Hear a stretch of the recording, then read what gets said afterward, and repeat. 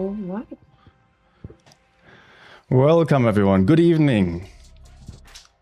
Good evening. And guys, as you see me looking around frantically, I hope you can imagine this is just because we're updating links and making sure everyone is in the right place. So, welcome to our cast tonight. I'm joined here by, I guess, no, you're supposed to be the one saying who you're joined by because you're the face that everyone knows. Right now I am, I guess. Yeah, I'm Nino or Paul, and I have the honor of being on the official stream today together with Remen, who is the tournament manager of Wargaming, and actually quite new in this still. Definitely. I am one of the newest faces you'll see on the block, and right now I'm updating a portal link to make sure that everyone gets the rewards they deserve.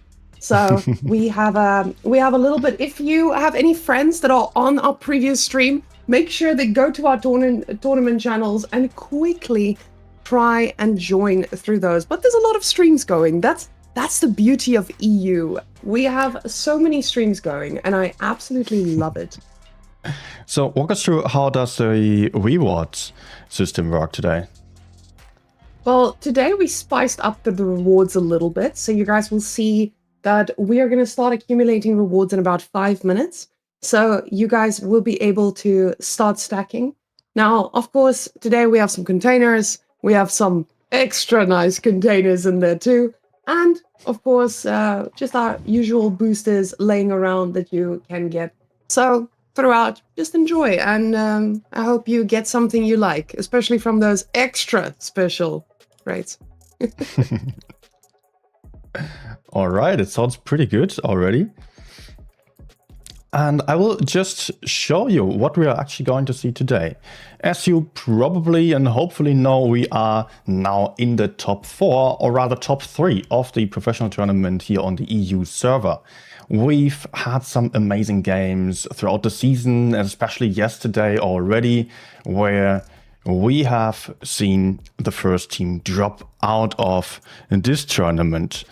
So, just so you can see the tree basically of the tournament, we had the upper bracket we had the upper bracket first round with BPS, BLAV, Lead, and EXL fighting each other. And all those were very, very close games.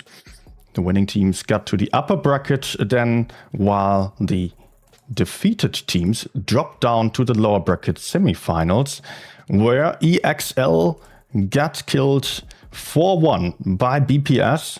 Strong performance there. So EXL is out of the tournament, which means that today we are starting with BPS versus BLAV, the losing team of the upper bracket finals, where Lead also won very decisively 4-0.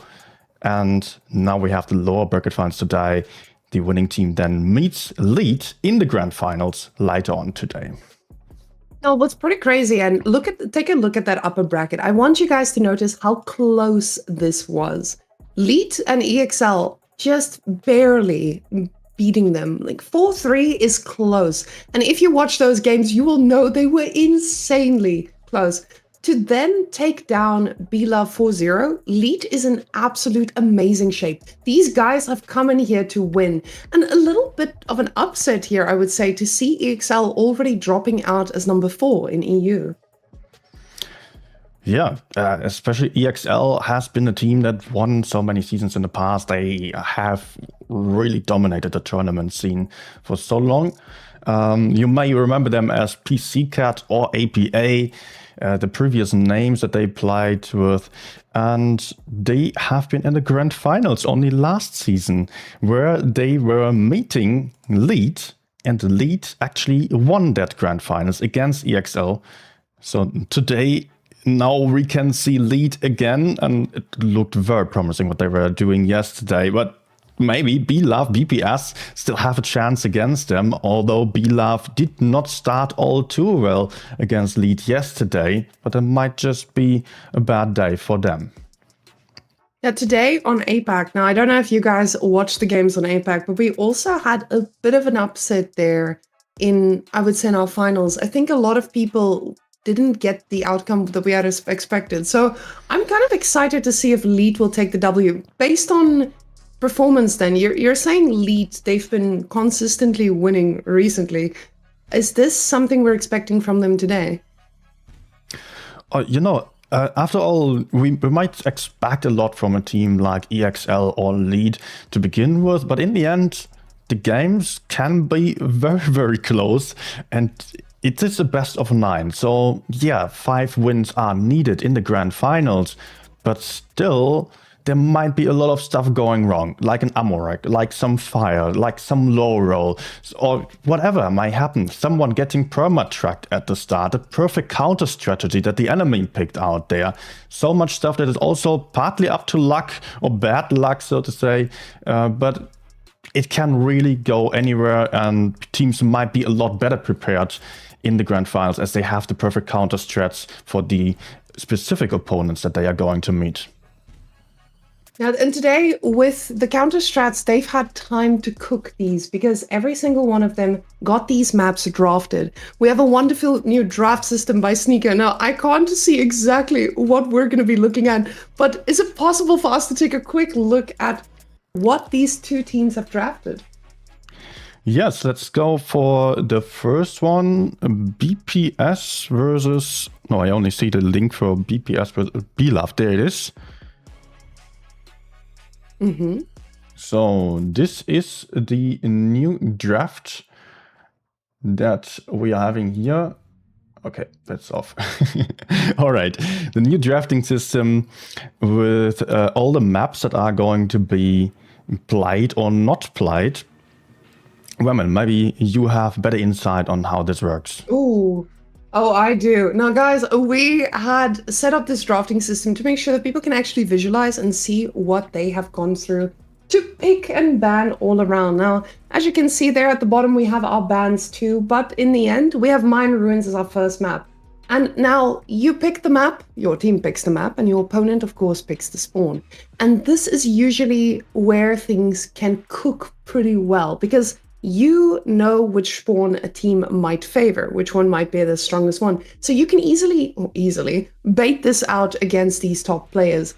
But now with Mine Ruins being the first one, and we can see this one is picked by BPS. So BPS, them getting the south spawn. And as I'm saying this, I'm quickly making sure that we're putting them in the right locations as our teams are getting ready to load in.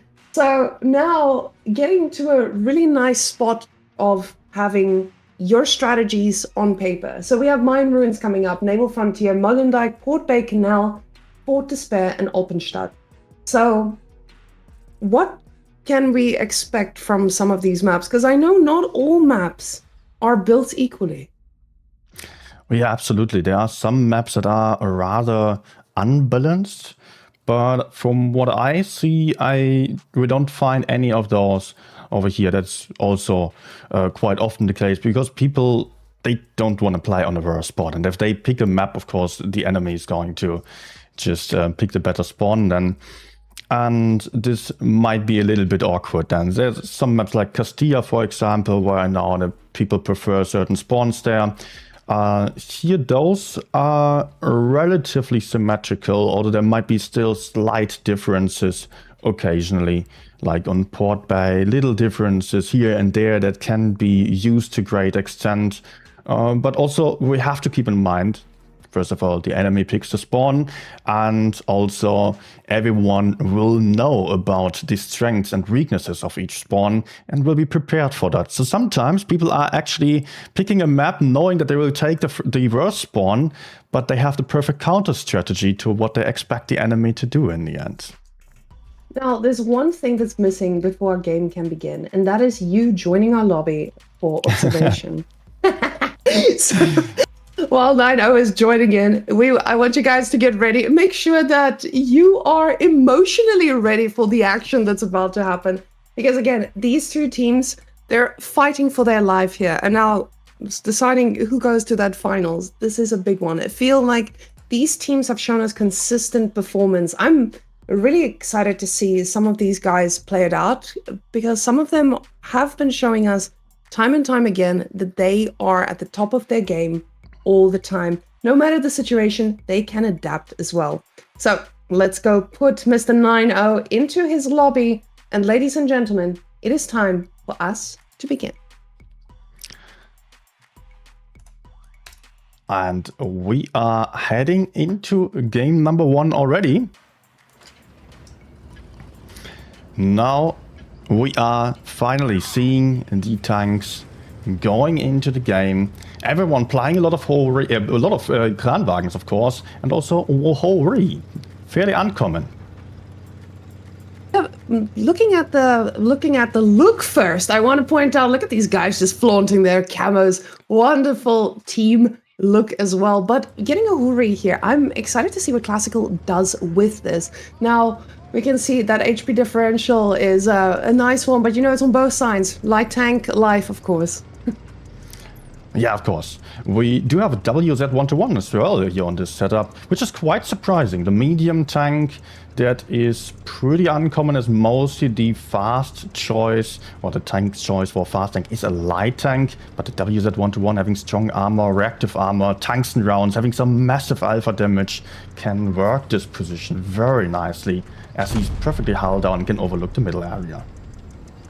Some spotting getting done here, but no shots fired just yet, and I feel like I'm about to cast a curse with the shots coming up, but nobody landing a hit just yet. You can see these guys trying to find that first damage right across the map, and these are some tricky shots to land. All of them, the D-spotting about to happen as I think we gotta take a look at this. What happened here? Oh. Classical. On the hill, he got boosted up there potentially. I've not seen that position yet. He will have his eyes on the seaside. Maybe can even look at the bridges over there. That might very well be possible. And he's probably going to get spotted only quite late into the game. Now, looking at that position, you are already questioning yourself that these guys may have cooked something a little bit harder than the rest. But one thing I want to point out is that we already have the points ticking. And we saw this quite a lot in our tournaments yesterday as well. People are underestimating the power of just getting that first initial cap and letting it tick. Because that passive play that follows, it goes into the favor of the bold that may have overstepped a little bit in the early game, but at this point it doesn't feel like an overstep when you're already 200 ahead and setting the pace for mistakes from your opponent. Yeah, I think there is quite a big difference, definitely. Base C has been capped by the BPS team right at the start, so they have 570 points already versus 400. So that is really a big difference in terms of caps. BLAV will have to do something for that. And that's often the problem with the boost strategies, that it forces you to play a bit more passively early on, while the boost, like the Hori up there, only really comes into play when the enemies are forced to push in. But for that to happen, BLAV would need another cap, and BPS will be very well aware of that.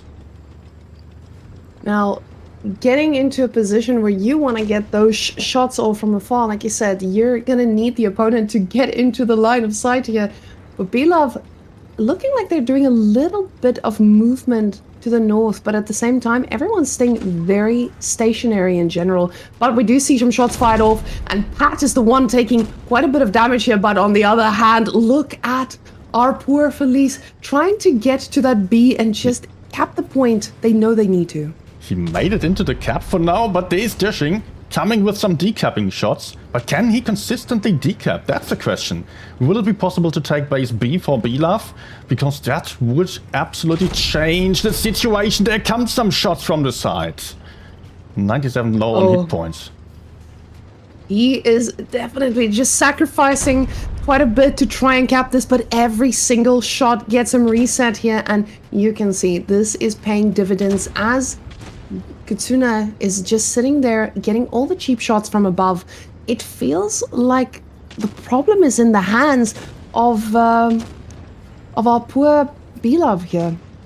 Now BLAV still trying hard to take the base, constantly getting decapped, and then goes the Felicia on base B, but also Dershing goes down for that. So guns even again. Hit points in favor of BLAV. They traded very well, but they still have a massive disadvantage in terms of cap. Now the second one. tries his best to take base beam. He may have some better cover behind the wreck of his dead teammate. And that is a wonderful position to stand in, but you can see those shots are still coming through. And that's the issue here. We're getting so close to 1,000 points, but the movement is just not enough here. It feels like they need to pull out something crazy. The movement, though, not getting anywhere near middle. And Kitsune, he's just flanking, trying to get a deadly shot, and he's about to get it. Varta, he's not long for this world. But still, it is Evgeny also capping by C on the other side. So no caps anymore for the team of BPS at all. BLove now with 2 caps to none. The question is if they can keep their tanks alive. 960 points for BPS. They only need 1 single kill and they would have it. Are they able to get any kill anymore? Ventium low hit points.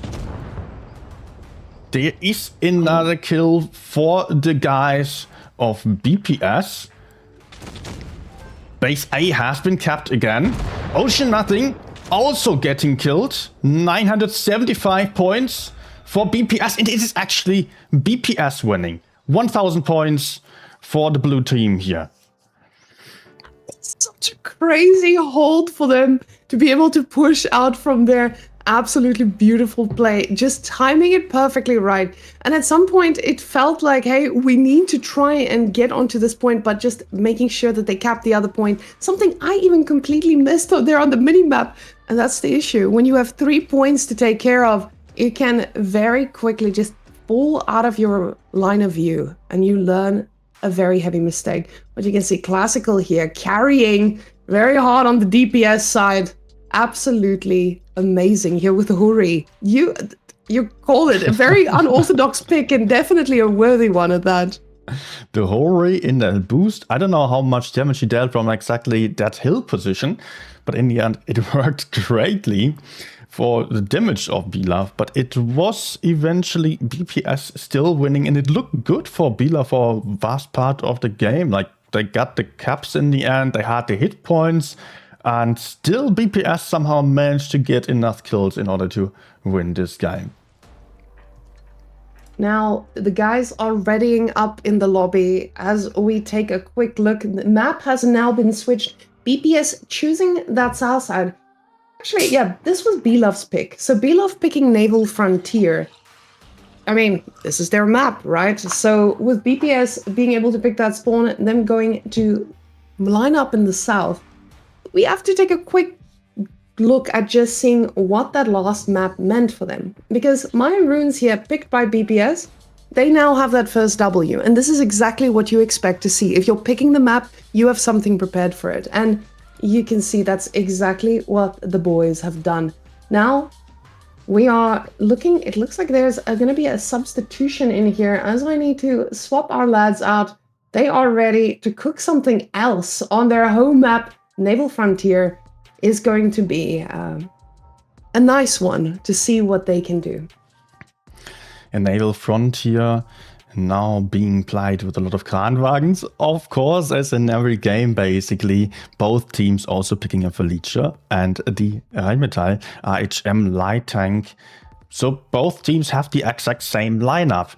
And that will make it even more interesting because it's even more about what they are going to do with that. Now, we are ready to hop into the game, and as we see again, those beautiful camels just loading in. Love that. Look at that beautiful green in unison. But it looks like there's heavy movement here onto A and B, and yesterday on NA, we saw this again, one going to C every single time, with the majority of them making their play towards that A and B side. The problem is, this time, there's a little bit of a different response here, as the red team is focused a lot more on the C side. A very aggressive move here by Ace. Peeking down there, that is super uncommon for a light tank to do.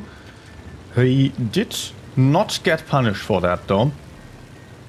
And so far we've got people spread out around the middle and A side, which is quite common. Oh, first damage into Sneer. Lost quite a lot of hit points already. Korra is approaching base A. Or slowly getting that cap in here just means that it's going to be pretty well matched on the side where we see C also going over. to the side of B-Love. Yeah, B-Love was first to take base C, so a bit of an advantage to them, but not by a big margin, especially since there is a Felicia right on that B cap. Double cap pressure for BPS, as they will get that B cap uncontested. That looks good for them. Oh, and you can see that swirl around Classical looking for a nice position here, but with the damage going all around, it feels like Sneer being the only one taking the damage, him just needing to play a little bit safer from here on out. The damage has been spread pretty well onto the side of B-Love. Now, at this stage of the game, we get into our spots, we keep our positions, but spotting is going all around, and when you only have 2 tanks spotted on each side, you're not too sure of your opponent's movements, but more coming through, and we already see a few more shots landing. 97th heading over towards base B at this point already. Not waiting for too long, but he is spotted. Dershing will have to see if he can also do something on the other side.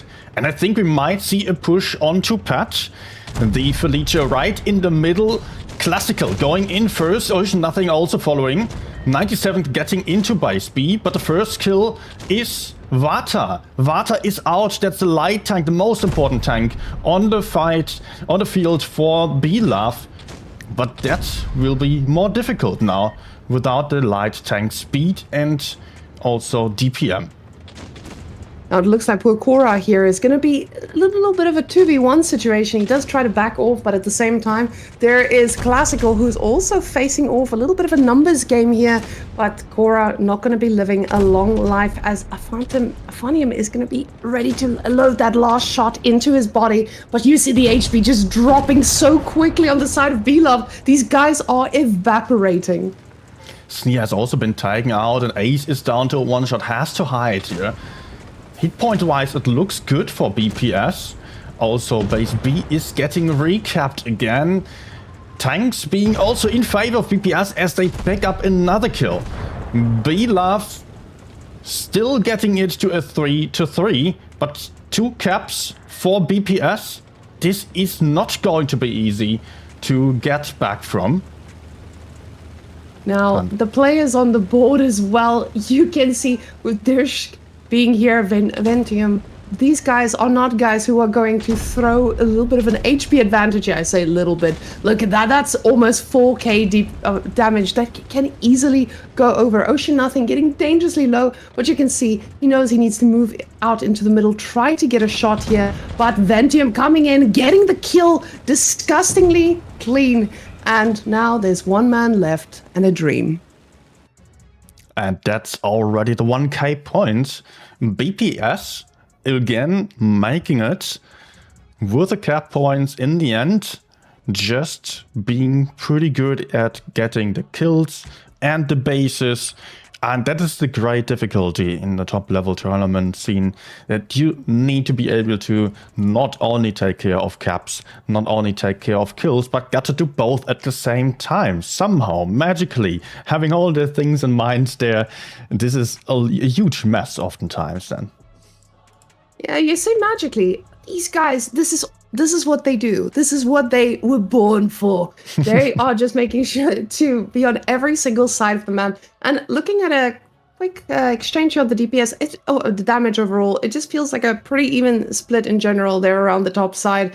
But you can see these guys, BPS just absolutely dominating. Very well spread all around. I feel like that early loss on the light tank, it caught all of them by surprise here.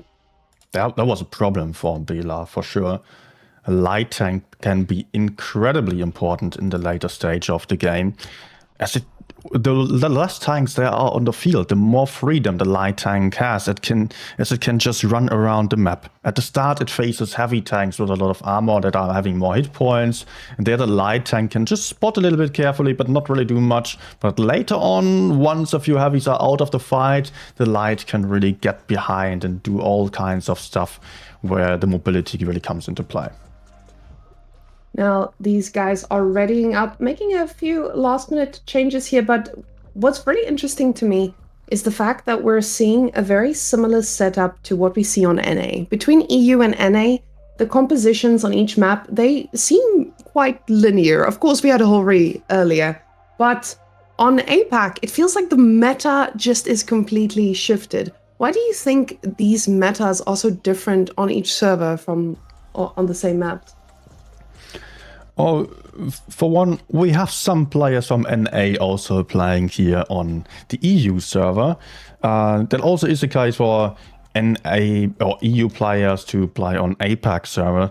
But in the end, the meta also kind of evolves in a way that it is just teams experimenting with a lot of stuff, and they want to find out what works best for them there, and they might find out different strengths. But it's still very interesting how we sometimes see completely different metas on different servers.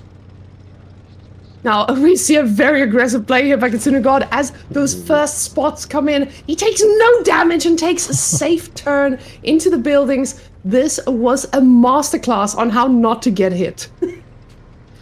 Yeah, Kitsune just being brave on the first spot, getting rewarded for it. WoT surprised, taking a hit. But in the end, it's not that bad for him. Just one little shot into him.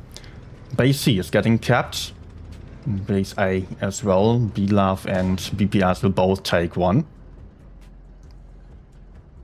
Now, with the damage being still very limited, you see the high level of play here. These guys know exactly where to poke and when not to do it. And with you having the points being pretty much dead even here, there's not that same level of pressure all around. Another shot going over to the side.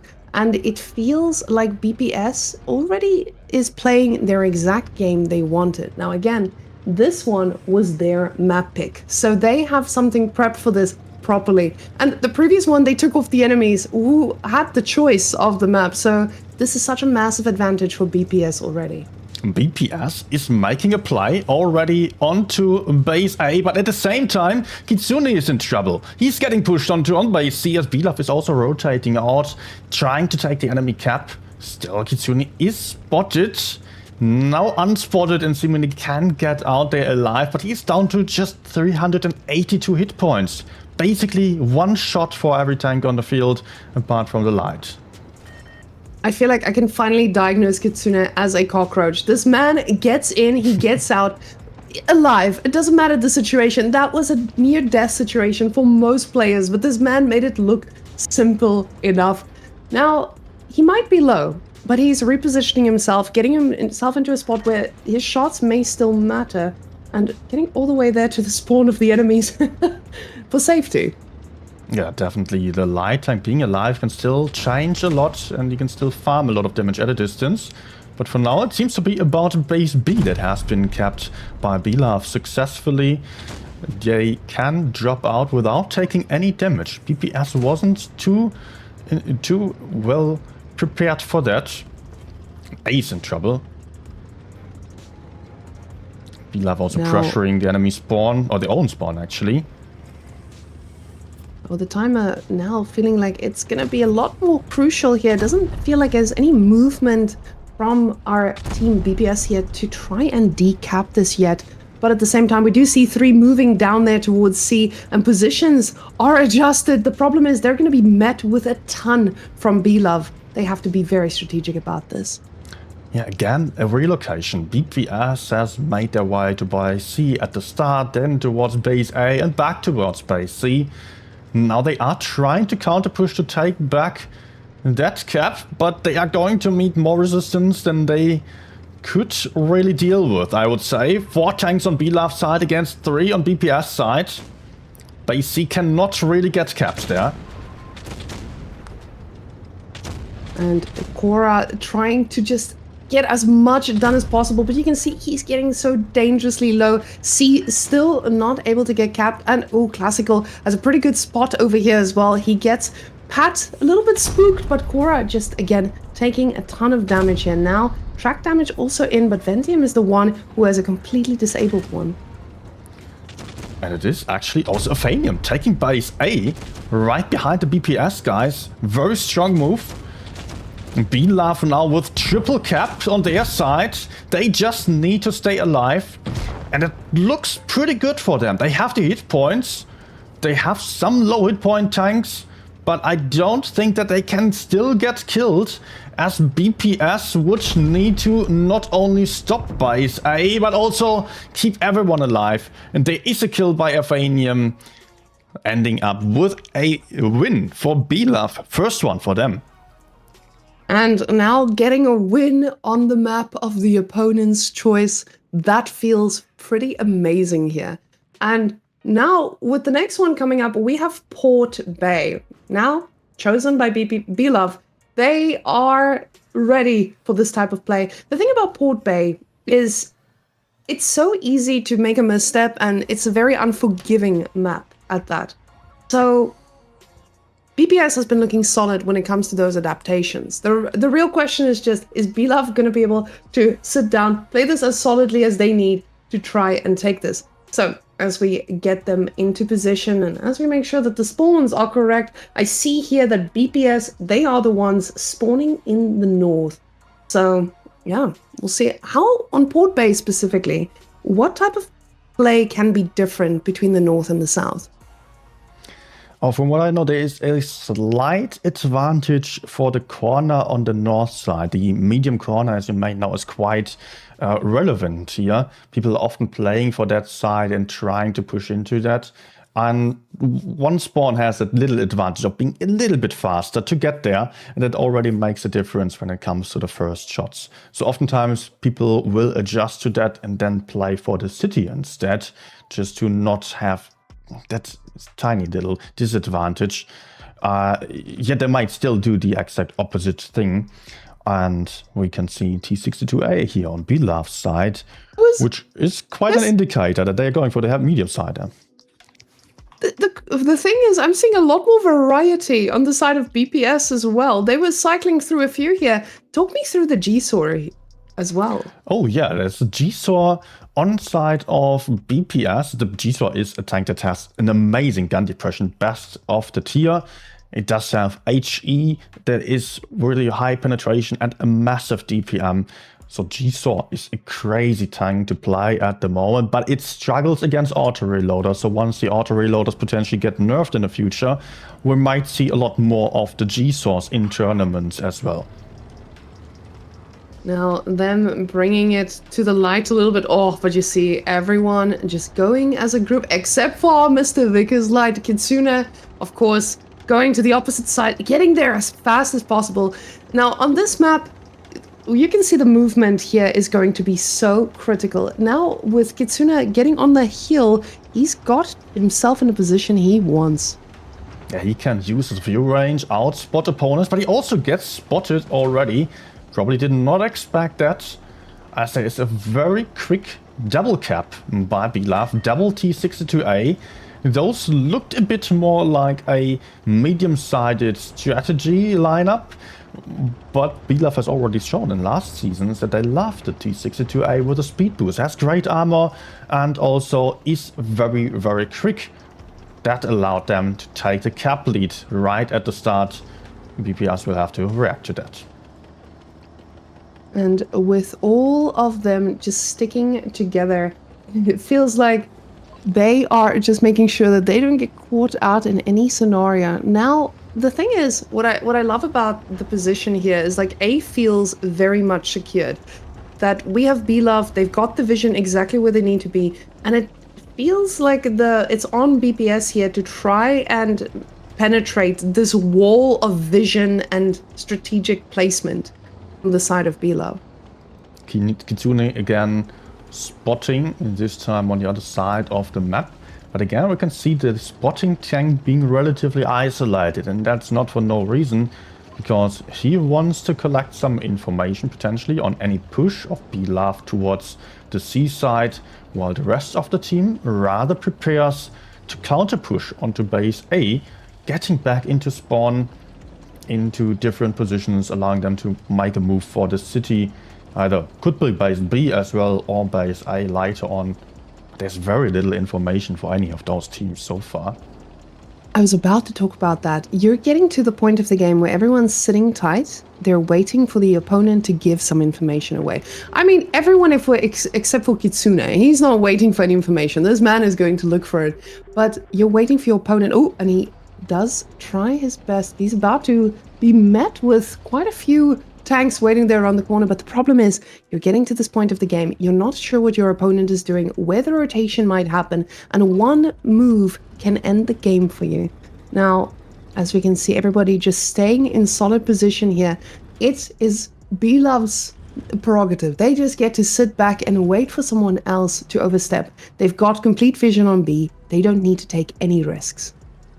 They have enough of an advantage for their dice to not really relocate.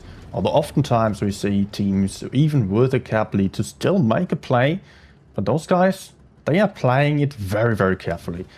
Evanium can knock down the tree to have a bush and overlook the spawn. The others they are simply hiding. They don't really want to peek out. They just want to stay hidden until someone is overstepping, and then they want to punish that. Evgeny getting spotted by the Vickers from above, can hide again and get unspotted without taking any shots. And it slowly just keeps on ticking, and you can see with that split, it feels like BPS, they're trying to do, especially there on the C side, there is a bit of a movement here. The problem is just getting that far out, you just risk taking a few shots. We do see Cora trying to land some information across the map, but nothing being given at all here. The push is coming. The Kranwagens with a speed boost going for base A. Now the big question is, can that get defended by BLove? Or are they not having enough tanks here? And I think they might be spread out a bit thin on the A side. Just 97th is there. The others are awaiting a push onto base C. But there is Sneer on base A. This is the difficult part. You did not see this happening because of the lack of information. You don't know when that timer comes in, and it's so close to 1,000. This is now or never. You can see them desperately trying to claw their way to A, but there's already so much damage going on 97th. Oh, BLove very, very careful on this game. It might be too careful because suddenly they don't really have caps anymore. They don't really have the best position to push in because they took so long to get closer. And BPS is approaching the 1k points. It just needs one single kill for the team in blue, and they have the Lavrushka perma-tracked. Yet he cannot get taken out just yet. There is a kill for BLove again, but Cora now with a massive DPM, and it is the Kran getting taken out, and that is a point win for BPS. That was so close for a second there. There was only a 25-point differential and could have gone either way with just one more shot going another way. Absolutely impeccable gameplay here by these guys. It shows you at this high level, every single small misstep can cost you the game so quickly. But now we're up 1-3, and this is a best of 7. So that match point is here. These guys, they know it's now or never. And on a map like Canal, I mean, pretty evenly split overall. You're not being too worried depending on where you go. And this time, BPS, they are also getting the south side. Well, Canal is often a very interesting map to see in tournaments because this one has a lot of open terrain to cover, so people are often opting for light tanks that are usually going towards the A side. BLove already readying up with a double T100 LT 1 RHM. Then DPS, they are not quite sure yet what to pick. It seems they have an RHM, they have a Vickers, also a Karo 45T. Pretty uncommon tank in tournaments, but that is already giving us a bit of a hint. The Karo isn't really the fastest. It's not really that likely to go towards base A, so it might much rather go towards the medium flank, towards the D-cap. And this could already give BLove enough of an idea how to counter this. Now, you can see everyone just sitting here. Of course, BLove readying up completely, but those last strategizing moments for BPS, as Kitsuna has not readied up yet. Now, this feels pretty good for BPS, of course. They get to lose some games if they make a mistake. So it does feel a lot more forgiving here, but making sure to strategize all the way through. No late substitutions coming in. And that's something that's pretty important to note here. A lot of teams, they do substitute 1 or 2 people out between games. But in this case, they are feeling pretty solid about that lineup. And you can see why. BPS has just looked like an absolute menace on this field. And I can't wait to see if our BLove is going to be able to do something about this. Composition's looking significantly different. Can you walk us through what these guys have chosen and why? Yeah, for BLove, I already mentioned the light tanks. That looks a lot like a strategy for the A-cap. Also the Felice and the 3 Kranwagens. Felice usually being the kind of anchor going towards the middle also, or holding some side on his own, while the Kranwagens then are there for the movement. BPS on the other side has the spawn that is also doing better on the medium flank. Or worse on the heavy flank, because they have a little bit less cover, a rather asymmetrical map design on this map. So BPS is pretty likely to go towards the medium side. Now, you can see very quickly Dershik's also putting himself into position here with the Concept 1B. Going to the front lines, he does get the spotting done. Ocean Nothing does exactly the same on the Kran. But there's one man who's going into the little bit more of an aggressive move here. The damage on the side, ooh, we see quickly Pat going down. He's melting like butter. Dershik with a very aggressive move that can often backfire as well. B is trying to get, it's an attempt to cap base B, but BLove is getting shot from the side. If they are not making base B, then they will be at a cap disadvantage. And that looks pretty bad for them already. 97 low on hit points. BPS with some strong crossfire. Even Ventium from all the way in the back still having shots. And base C is getting capped as well by BPS. Now, with that Felice being this low, it feels like a very heavy tank, a very heavy vehicle just sitting there waiting to die, and he's still very much stuck in a lot of action there in the middle. But we do see the T100 just standing up top here. What do we see What is he here? doing? We see someone in a very interesting position on a hill, but he got spotted apparently, got shot already. He got boosted up there most likely and can overlook large parts of the map. Big problem now. BLove played for a holding strategy with some light tanks on the A side, and that did not work out because they did not take base B. Now they would have to push in, take back caps, and really kill some tanks. But BPS has a stronger lineup, and they have 2 caps against 1. This is really an unfortunate situation for BLove. Oh, Afanium, he is trying to keep himself safe here from all of the action, but the Vickers... Oh. You know, this man has shown us he is the aggressive man anyway. I'm surprised he lasted this long. Just going in, getting all the information, but it can be costly, quickly snowballing. Now, with the low HP tanks, it doesn't feel as scary anymore when you have the numbers game on your side. Oh, Evgeny taking a shot, being spotted in the open, but can fall back. This is a very sneaky position as well for the light tank. Evgeny securing a lot of map control from BLove. Same as the other light tank did over here that dropped down by now. So it is a tank advantage for BLove, but still they are having less hit points. Still they are having less caps. And just imagine them pushing in. Look at the hit points that they are having. Felice, Kranwagen, the important heavy tanks that are needed for a push. Those are low on HP. And base C is going to be very well covered from behind by auto reloaders with a lot of clipping potential. Now with the low HP tanks just scattered all around, it feels like we still have, of course you still have the numbers advantage on the side of BLove, but you have to be careful. There's so many high HP tanks that can go in and exchange, and we've seen that BPS doesn't mind doing this, waiting until that last moment before they need to push out and actually making that damage matter. So either way, BPS they are the ones with the HP advantage. They can make that move all together. We'll just see if BLove allows it.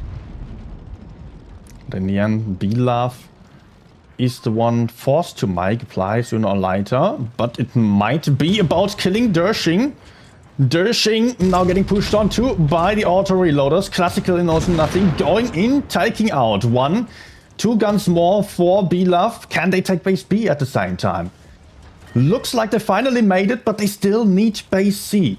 And that is going to be difficult. Exchanges flying through, but even with that HP advantage now, 5v7, it never feels good. Afanium, he's trying to get those shots on Ventium. Ventium very safely sitting here behind his little mountain and getting some insane damage all across the map. You just see a bunch of almost dead tanks ready to explode. Base C is getting countercapped. Vata is there. Pat might have shots. Yes, he does. Vata will try to take it still. Pat now hiding. Base C is getting stopped, but it is a kill for the team of BPS. They still got 1 out, and that is the win with a tank disadvantage. With still more hit points, but BPS just getting enough kills in the later stage. BLove struggling so much to take back the caps. It was just too late. BPS feeling good about this. I am so impressed to see what they've cooked up here. And guys, this actually means that we have a bit of a final coming up. Now, Vaporize, they have their opponents. And I don't think this is going to be an easy match either way. Now, of course, a lot of these guys, they are going to need a break. So we will most likely give them a little bit of time to do exactly that. But a 4-1 victory feels insane. You cannot take away the value of that. If we can take a quick look at the bracket again, I would love to see how this one has developed. And ending this with a 4-1 feels pretty insane.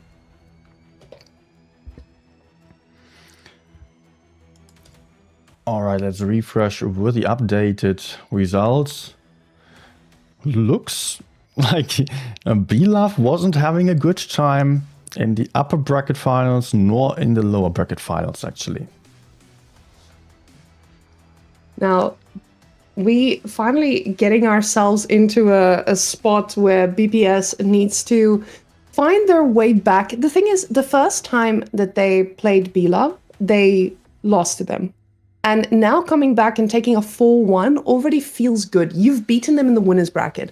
And usually in a lot of esports, we say that there's a bit of a curse. If you face them the first time, you're always losing the second time. And maybe that's what BLove experienced here. But BLove, or BPS, they showed us they deserved it.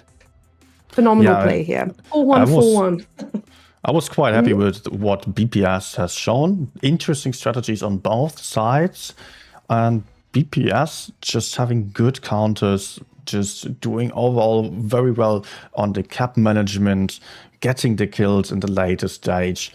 They were really not too slow to move, and that's what BLove suffered from a little bit here on this game. Also on the last game yesterday, upper bracket finals against the lead.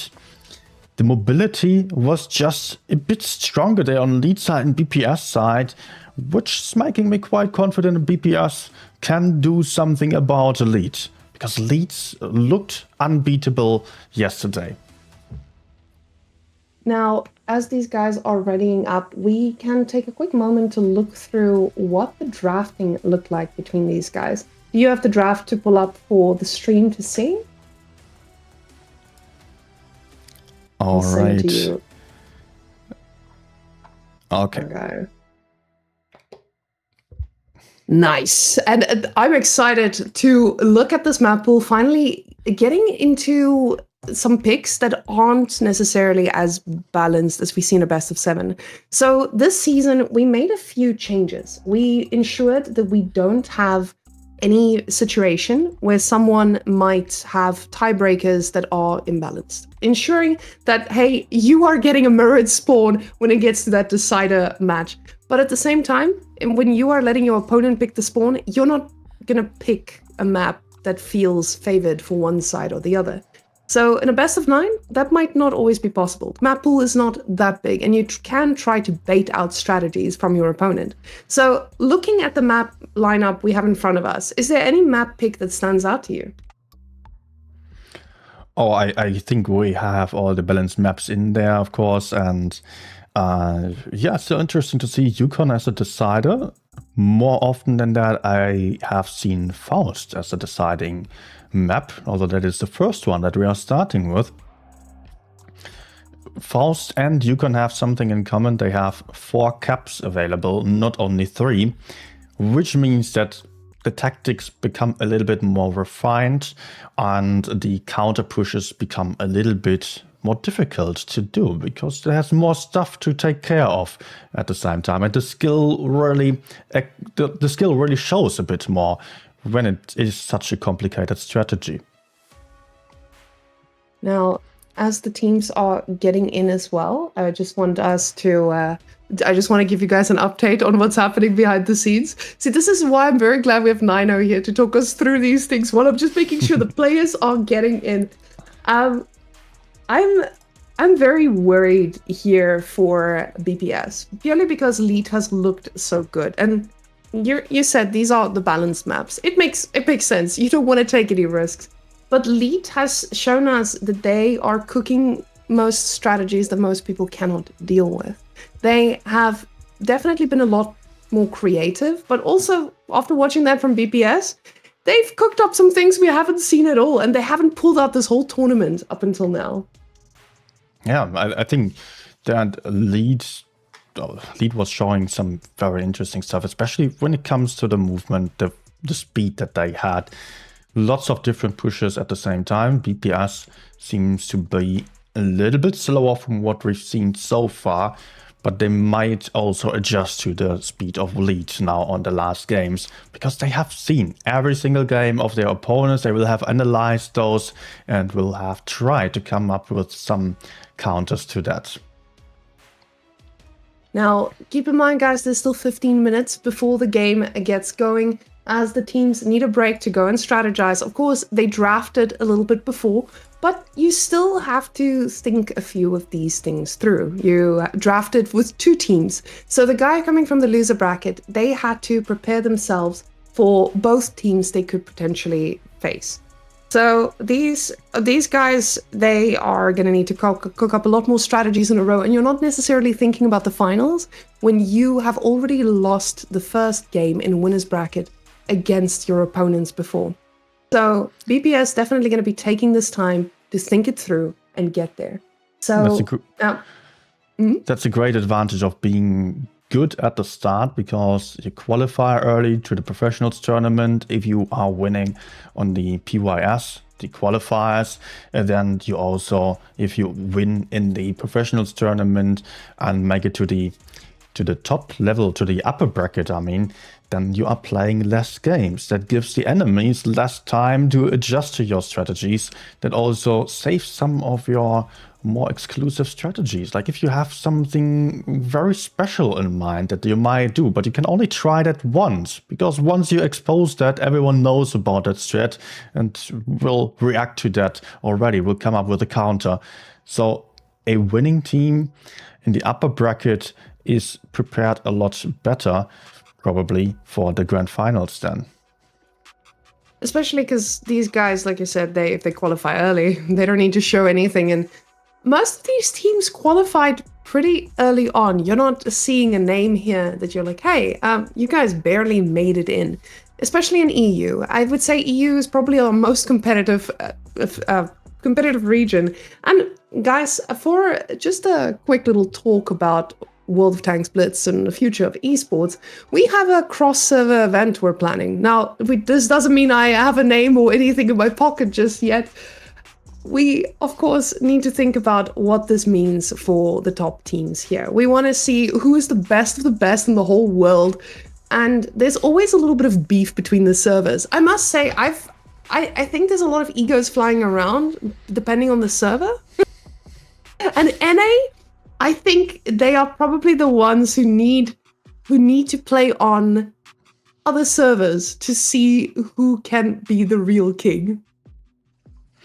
So how does that work with the offline? Not offline, but is it going to be offline? I don't know. No. It's not going to be an offline, guys. Hold on.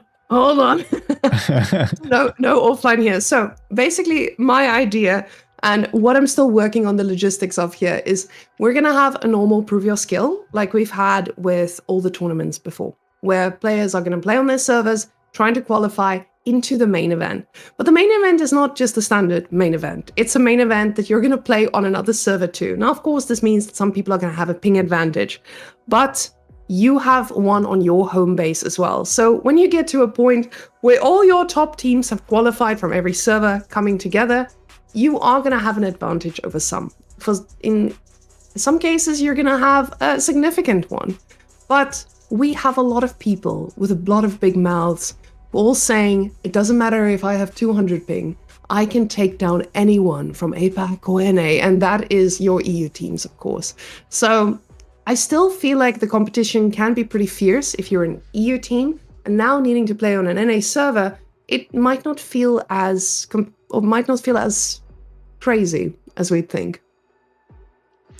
Yeah, I'm interested to see how that's going to work out with the ping as well and the teams playing on different servers. But we can see that for years already. Many pro players are playing NA and APAC, sometimes all three servers.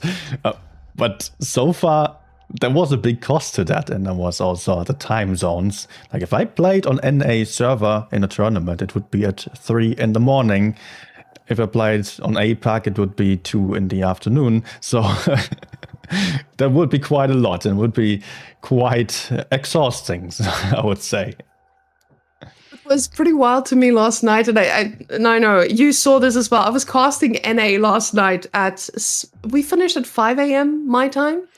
And this morning I had to roll out of bed and start APAC and just sit there listening to Amonet and Frost casting APAC. Luckily, they do an amazing job at that. So I just get to click the buttons and make sure that everyone shows up. So they make my job a lot easier. I cannot imagine having to compete at such a high level for that anyway. So the funny thing is, yesterday I was casting another game for quite a few hours beforehand while you were running the EU, again, very smoothly. I am just absolutely floored at that level of performance. If I, as someone who's just yapping about the game, need to have this much energy, how are these players doing it, especially going into 3 regions? We have a few names here that actually make it all 3 regions. So, yeah, it's a good balance to see. Yeah. Of course, teams also know that some servers are a bit more competitive than others. Therefore, they think, okay, let's just play on another server and have a bit of an easier time making it into the top 4. But I want to point out one thing. That doesn't mean that players are worse on any server than the other. But the more players you have anywhere, the bigger the competition gets. And the more teams there will be in the top 4 or that are potential top 4 candidates, which especially happened once EU server increased quite a bit in size. Some of you may remember server merge. Then suddenly the level increased a lot in the competitive scene. We've had so many new teams that were suddenly catching up and making it into the grand finals. And previously we had a lot of veterans that were always safe to make it into the top 4. They didn't even have to train in between the seasons or so. They were just sure, okay, the qualifier is our training for the next season. Then we're in, then we're making some easy money. Those times are over. No, you really have to work for it. See, the thing about a competitive scene, and for those of you who don't know me, I come from a different world. I come from a strategy game world where I feel like people are not as spicy towards each other as much as we're seeing here in the tanking world. With World of Tanks Blitz, I'm seeing a lot of rivalries form cross-server, in-server, but there's a lot of movements of the teams. And this is something I'm really excited about following in the following seasons to see how these teams are going to try and optimize this, especially when you're most likely not going to be able to represent every single server you want to play on. You have to choose your home one or your home team to do that for. So a lot of these guys who split themselves pretty thin and play in all the different regions, They are going to need to hunker down and get the right people on their side to try and take down the rest of the world. Now, yes, you said that there's not worse teams on some servers than others. That is the healthy sign of a competitive environment where people are constantly making fun of the others. But at the same time, they can't put the tanks where the... What do you say? Put your money where your mouth is? Put your tank where your mouth is. And we're finally going to be able to break those big questions.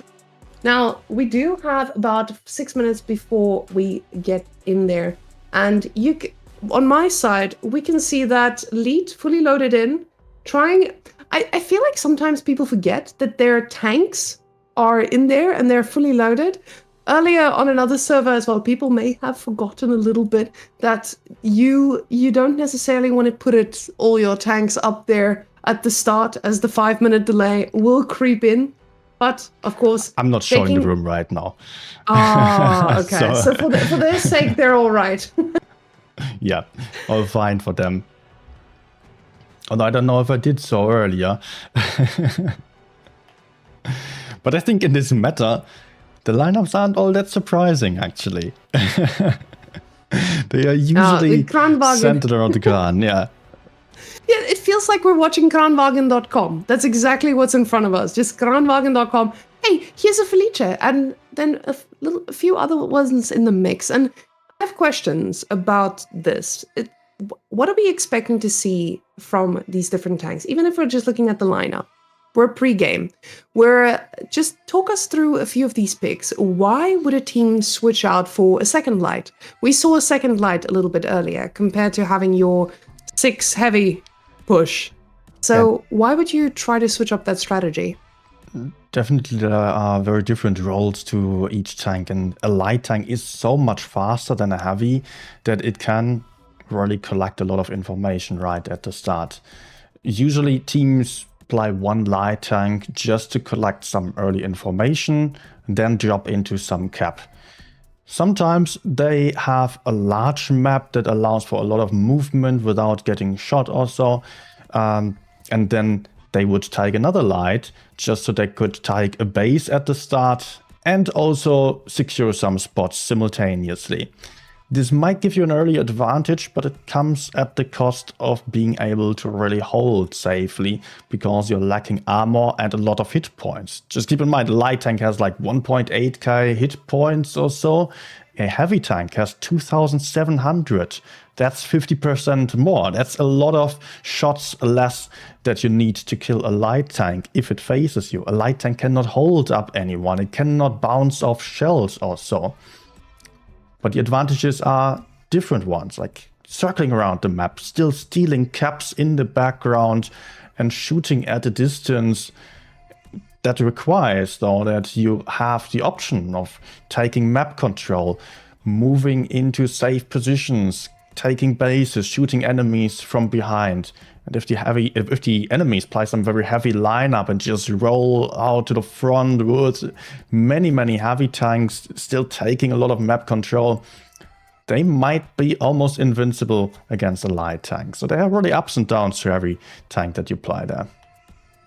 And what I like to see developing in the personalities of these players, because sometimes you have a light tank player and he's pretty consistent. When I talk to a lot of the top teams, some of them tell me, yeah, he used to be our light tank player, but we had to put him on a heavy.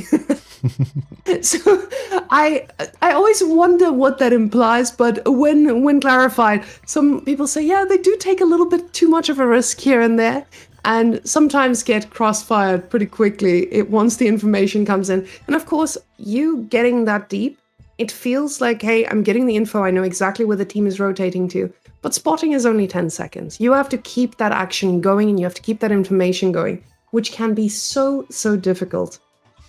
That's always very interesting when watching the light tank players, because at this level, they know every little climb. They are able to spot in so many different positions. They have to know the maps inside out. And most first spotting positions are very well known by every top player, so those are getting pre-aimed and therefore they often become unusable. So the light tank player will have to be creative. And that's throughout the entire game without taking too much of a risk. That's what you just pointed out there. The risk is the biggest fear of the light tank. The risk is what you cannot handle if you are playing a tank that has no armor nor hit points. It is so important to keep the hit points on the light until the end of the game and not mess up any time earlier. Because you want that mobility in the end fight when you can then circle around the map. That's when it excels. Earlier, it's just not really possible to fight aggressively. And yeah, often when someone is getting swapped out, it means that they just play too aggressively with the light, lost hit points early on, and want to make some pushes, but a light tank player cannot do the pushes. You mentioned being creative with the light tank play as well, but creativity always comes at a cost in Blitz. You can't just decide, hey, we're going to do this. You need to know the risks thereof. And maybe not today, but in a lot of the previous sets, we have seen that creativity quickly snowballing the wrong way. So what I really liked about BPS in the last set, they just showed us they know how long they need to hold before making that deadly push. Lita, are they about to teach us a masterclass of this? The names that we're seeing in front of us, because now as the lobby is filling up, now you guys, you don't necessarily see the lobby, but as the lobby is filling up, we're getting a little bit closer to that. What are the players we need to be on the lookout for on the side of Lead? They have some guys that are usually playing light tanks, especially it is Dr. Watson, who is, by the way, can I show the maps, the game right now already? Not yet. I think our players are still, we're supposed to begin soon, but our boys still need to join. Yeah, there's Dr. Watson usually playing the light tank. He has really done very well in the past. Then Parmesan also often plays the light, also very strong player. If you would also check his stats and random games, some incredible stuff that barely anyone will be able to do. And also on the other side, on BPS side, usually the light tank player there is Kitsune, who also has been the caller for BPS or also the APA team in the past, from what I remember. He has switched clans like many of these players have. And then, yeah, I think then also Dershing also is a player who's often on the light tank. Also now, I think the team captain of BPS, I don't know about the internals, whether he's also calling, but he seems to be the leader for the BPS team right now. Now, with the lineups changing, and we're already seeing some movement for the next season, and people are all asking, when is the next season? Guys, it is around August. I'm still looking. I'm still seeing exactly where we're gonna fit in. I just want you guys to enjoy a little bit of summer with a little bit of an arena comp in the mix. Who knows? Just keep your hands fresh and feisty. So don't worry, it's coming. Just need to make sure we iron out all the details. So don't worry too much. This is going to be a little bit of a longer season, though, as we need to do our prove your skills over 3 different servers, but not all on the same days like we have in the past. Making sure that people actually get the chance to play. But now we are seeing them starting to stack up. I'm a little surprised that everyone isn't running here at the same time. Now, this is where Tawny Manager Whammon kicks in, and she's quickly going to go right and ping all of them and be like, hey, bring your people. Okay. I think usually the seasons in summer have been around the Gamescom as well. That's also an event that I'm really looking forward to. Big wargaming party. Gamescom. In Cologne. Do we ever make content around the party in Cologne? Do we do meetups in Cologne? Are there tankers in Cologne? Guys, Yeah. if you are a tanker in Cologne and you're coming to Gamescom, please let us know. There's a YouTube chat for you to come and write these things down so we know that there are going to be people there. So what has your experience been in the past? Yeah, I've been to Gamescom already 3 times by now, I think. And each time for wargaming events. Sometimes there has been a booth for wargaming as well. like last year it was crazy. It was mostly about the World of Tanks PC release of Heat and also big update there. And they had an entire hall with a concert. It was crazy.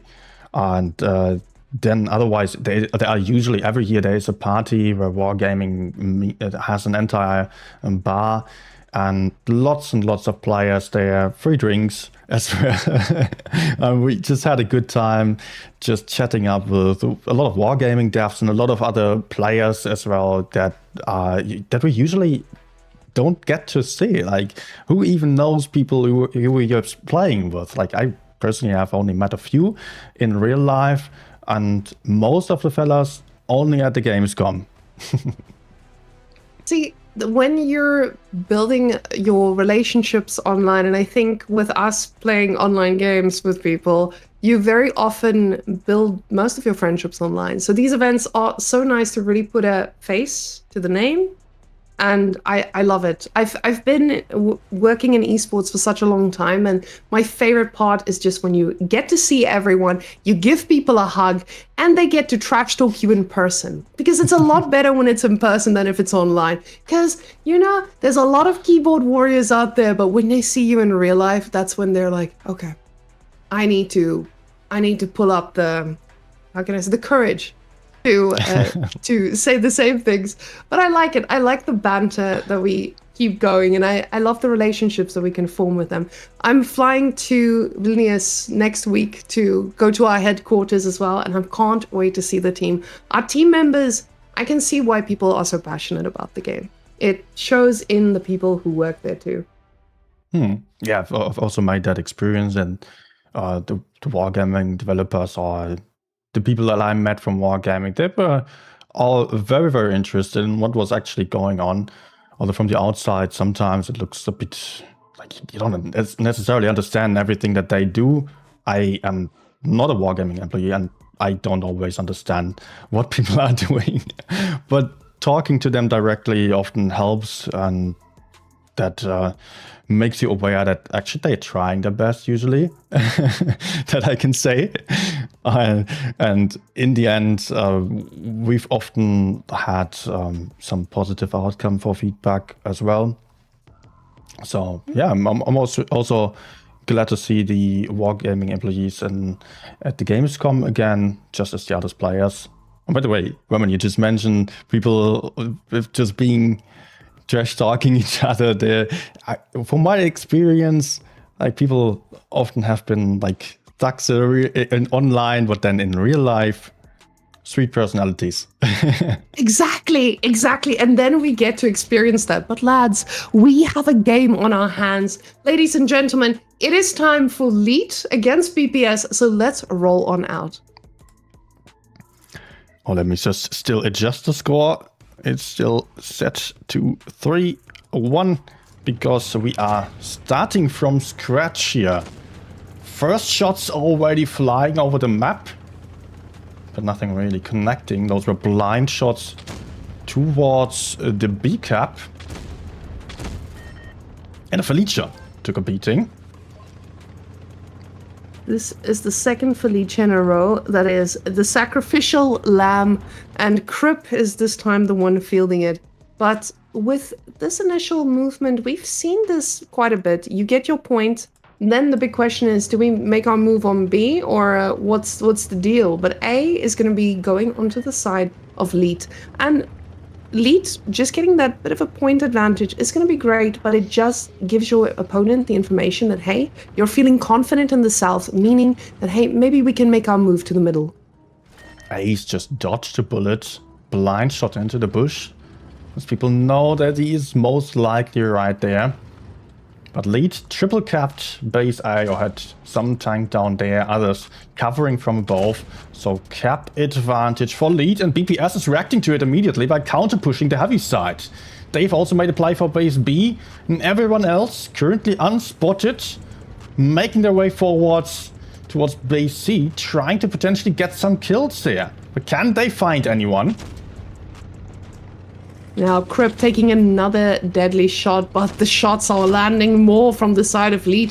They are doing a significant amount of damage. Cora also taking quite a beating here. This man is in danger and still not able to move here. Takes a little bit of cover, but the cover is not enough and blows up like he's made of nothing. Cora is out. Gun advantage to Lead, but at the same time, Felicia taking by C. So 3 caps against 1. This looks like a good advantage for BPS, although they lost a lot of hit points doing so. They lost a tank doing so. And Lead will have a bit of an easier time counter pushing. But pushing in usually is very difficult to do, as you will have to push into stronger positions, into hull down tanks that are aimed in already, that are prepared for you. Lead cannot just go straight into the BPS guys. Now, with that much of an HP advantage, it will feel a lot better about doing so, but you can see with Cora being down, it is a numbers game. Now, the movement on the side of Lead, you can see them approaching the south here, going to be getting the tank all the way on their spawn. Now, going to be a bit outnumbered, and we do see a little bit more damage flying out, but it should be a bit of a cleanup as Ace is surrounded. He's getting pushed onto by Dr. Watson and Ivan Flexible with a Kranwagen. Ace not looking all too good there. Tanks and rounds and the reactive armor not really able to save him, as Dr. Watson will have the next shot. No, it is actually Ace. And that is a light tank out. BPS just losing tanks left, right and center. Only 3 tanks left alive for them. And the points are gone. The caps are gone. Lead counter pushing. Oh, Lead looking like they're smelling blood. With everyone just falling, Kitsune is holding on to a dream, but as his teammate gets eliminated, he just watches that wreck and hopes for a miracle. Now, he should be able to take out 1 or 2 here. You do see that reload still taking quite a while. So now, finally, with the shell, he's going to be able to get a shot, but he gets quite close. Doesn't want to miss this, but at the same time, you're just waiting for a dream.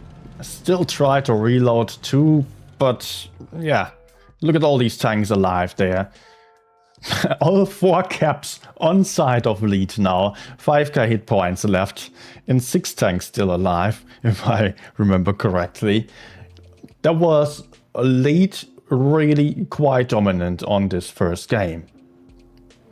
Lead, this was their pick. They were the ones who said, hey, this is my map. I'm going to make it work. And we can see why they felt that way. Look at that damage split. Absolute beautiful play here by the top players too. You can just see with them, they are in a position where they're always firing. Usually when you have a heavy hitter at the top, it feels like, hey, maybe we're not placing ourselves in a spot to really optimize the damage, but my goodness, do they make a masterclass of this? So our next map, though, is going to be Naval Frontier. And as I'm setting that one up, I see everyone readying up so quickly, just ready to for bloodshed. Well, with the Kranwagen lineups, there's not much to change.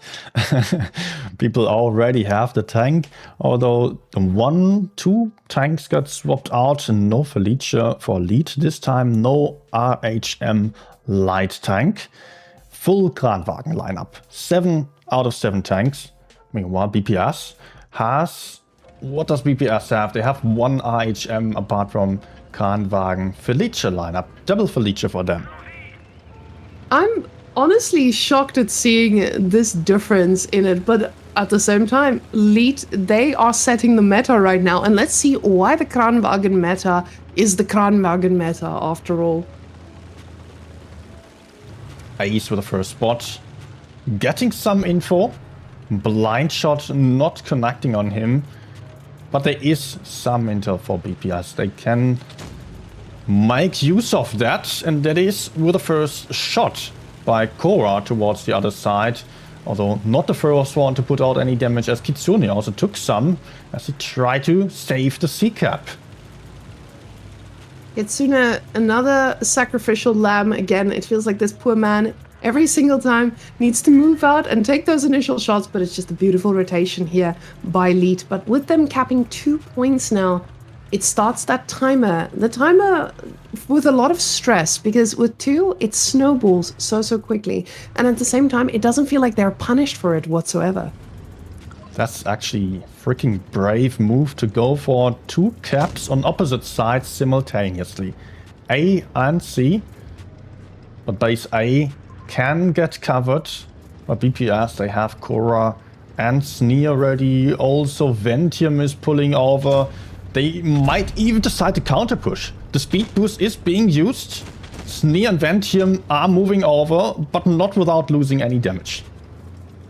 Now, seeing such an aggressive play this early on, it is sending a message. These guys they are ready to respond, but they know they need to cap a point here too. The problem is the damage from lead has been significant.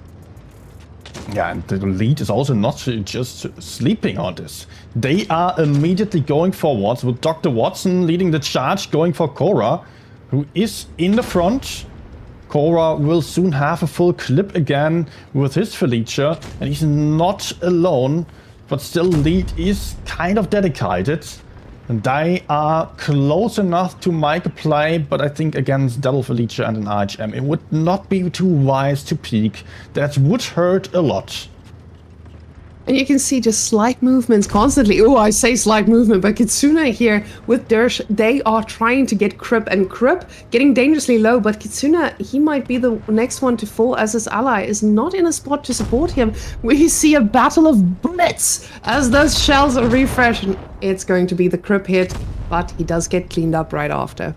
Kripp still taking out was massive for him. But it is a main fight on the other side, as there is a massive brawl going on. Ice is being taken out on the light tank, and it looks good for the guys in red. Leading with the hit points, with the tanks right now, although not by a huge margin, but also the caps are for them. 3 versus 3, but Pat and Sneer dangerously low on hit points. Also the Felicia on the reserve shell, reloading for a long time now. She's getting pushed onto by Ivan and Parmesan. The Kranwagens moving in, picking up the kill with ease. And Sneer's the next one in line. Oh, and he's the poor guy. Now Dershix with his full HP is standing around. Oh, and he gets an amazing shot. See, this is what I love about this high level play. Even if you're 1 against 2, you're still gonna try your best at making this work. But there's a man with, he's fully ready to fire. And Ally going to be making his way to get a little bit closer as well. And with the points ticking, you're not feeling that stress whatsoever. Tries to get a little bit of an advantage here with the placement, but Ivan is in position to do that final shot. And Leet looking good. Still having 2 very healthy tanks on the field. Leet wins the second game as well. And that was interesting to see how they spread out so much. This is really not that common, as people generally try to avoid putting their tanks to places where they can get isolated too easily. Yep, Leet was doing really well with that. You can see that conversation we had a bit earlier about the damage split. Dirty Noob was just like, nah, I'm gonna be pumping today, and that's exactly what he did. Oh, absolute destruction here. But the next map is Molendijk, and Molendijk chosen by BPS as well, just like the last map. So now we have 2 maps in a row by BPS. Can they actually get a point on the board? Because even though it's a best of 9, being 2-0 down, it's pretty heavy on the heart. It's pretty heavy on the strategies that you may have prepared, and I'm a little bit worried for the mindset here. Now, with the last few days, we've been talking to a lot of teams and a lot of players. When 1 or 2 maps don't go their way, it's so easy to lose that motivation. I just hope BPS, these guys are strong enough to stay strong. Yeah, we've definitely seen some finals already where a team has been down a lot of points. But if we just remember how it is to play random games and having a lose streak, like everyone here knows that, like having 4 games in a row that you lose, that equals basically 2 tournament games. So based on the stress level, probably rather 5 to 10 defeats in a row in random games, and then still finding the motivation to be focused and not be mad about everything that's going on, that's incredibly difficult. And that's what you really need to be good at when you're in a tournament team playing together with others. You need to refocus again and get your mindset into a winning mindset. And the winning mindset is so important when there's 30k on the line for EU. These guys, they're fighting for a prize pool, and this prize pool is steady. These men need to give it their all. And now 2-0 up, already lead feeling good about this. We do see Ace making very aggressive moves to get that initial spotting down, but he's going to see a lot of migration happening on the side to A. Ace not spotting all that much, 3 tanks, but Ace in a tricky position as Dr. Watson might shoot him from above, but no, it is Dr. Watson getting shot from the other side. Still, base A will be a free cap for lead, who all moved over towards the A side, apart from just one Kranwagen in the middle. Chipsick putting himself safely behind that little hill to not take any fire, but C now getting capped, and of course being capped a little bit later, that puts the timer on, but also these two teams have not shown us that passive play that we've seen from others. They are not scared to make the moves a little bit earlier. Elite has to make sure that they are not losing the B cap. That's why they also sent the second Kranwagen up close. That kind of put themselves into a bit of a tricky situation, because this Kranwagen doesn't necessarily see what's going on behind, and he can get pushed, if there is a push, through the water onto this Kran. I don't think he can necessarily be saved, although Ivan is also ready to deliver some crossfire. But it is a potential weak link in the formation of the lead guys. So Korra tries it, goes for base B. Now, with no damage being done to BPS just yet, it does feel a little bit more, they do feel a little bit more confident to make these rotations. But on B, you can see both of these teams just posturing around it, trying to see whether now is the time to make that move. Now, it's a numbers game because, of course, on A, we have 3. We have a pretty good spot to fire across if needed. But at the same time, it feels like BPS is in a spot to try and do something about this. You don't want to risk anything. With B being this far in the open, you're going to try to cap, and you're just going to get interrupted the whole time. At the moment, it seems to be all about the B cap.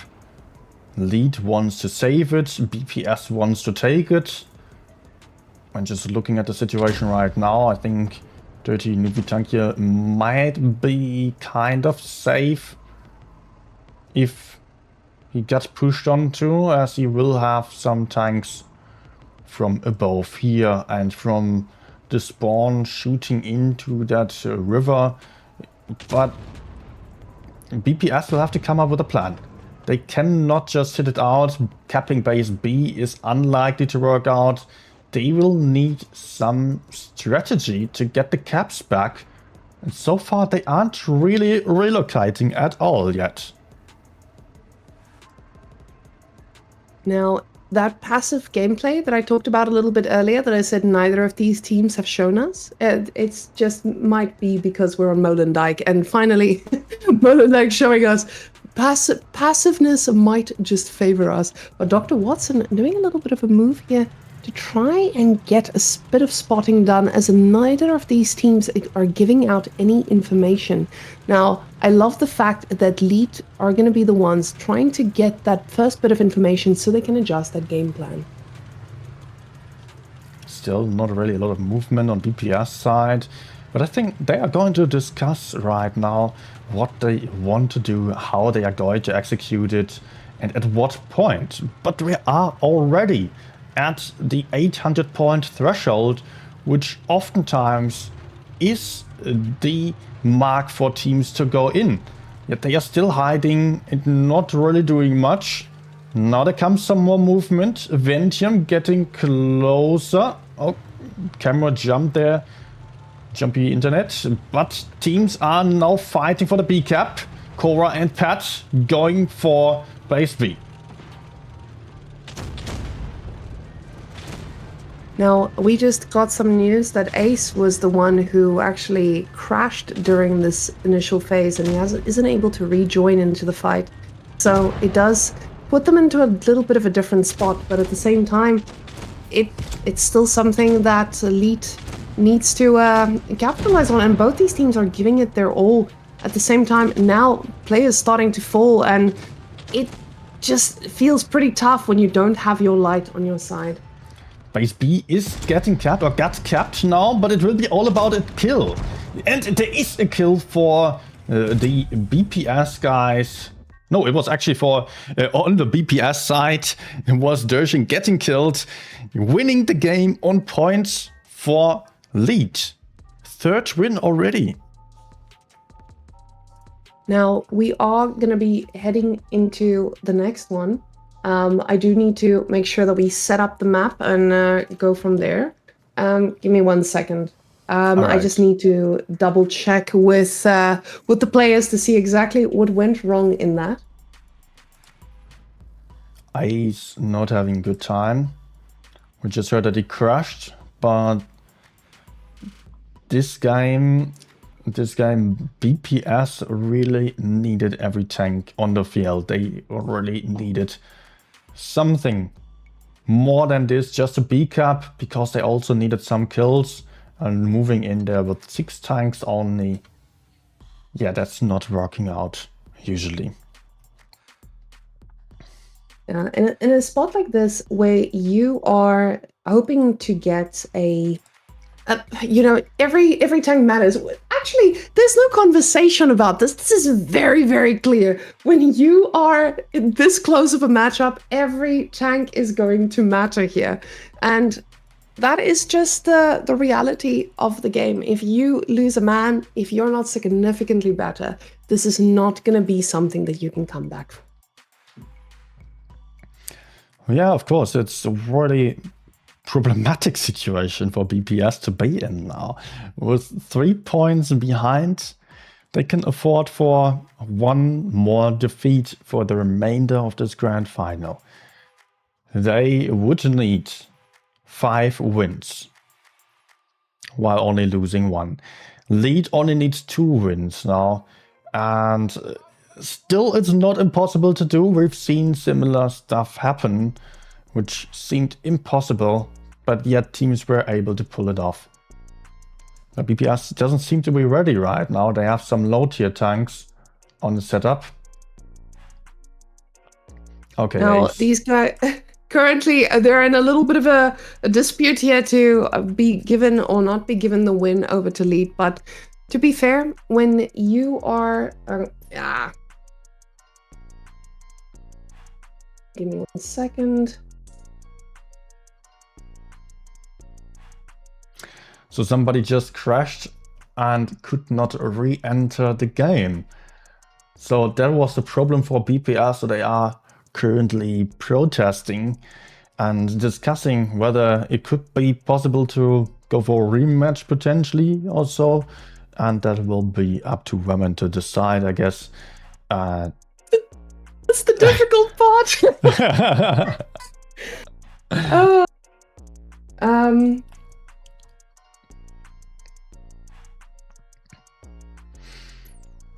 Meanwhile, Lead is already readying up with the next lineup, potentially. No, I don't think so.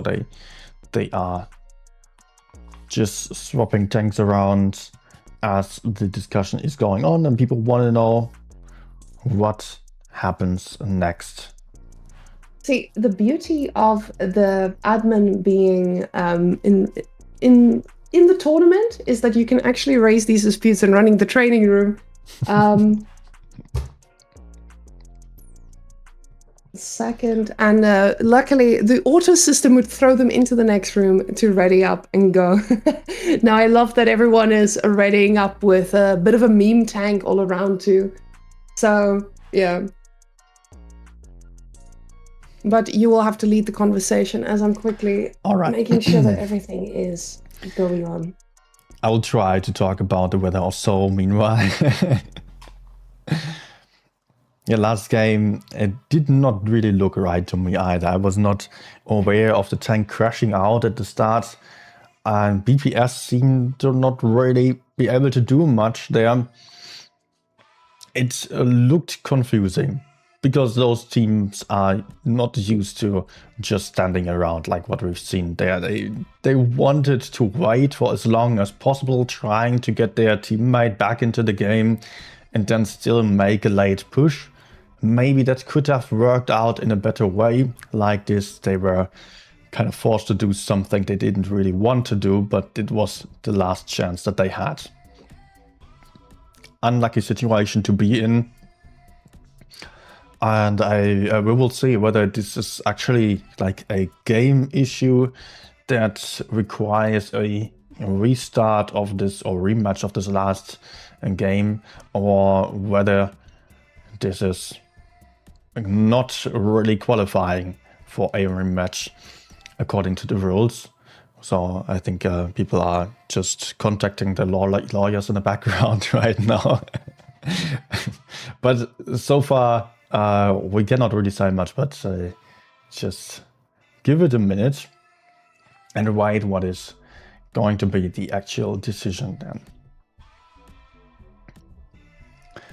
So, people still don't have much more information just yet. And I see that Roman is discussing in the background, not being here on voice chat. I don't see any of that. All right. This leaves me in the unfortunate position of having to talk to you while not having anything to talk about. But so far, I would say that lead was actually still winning in deserved ways.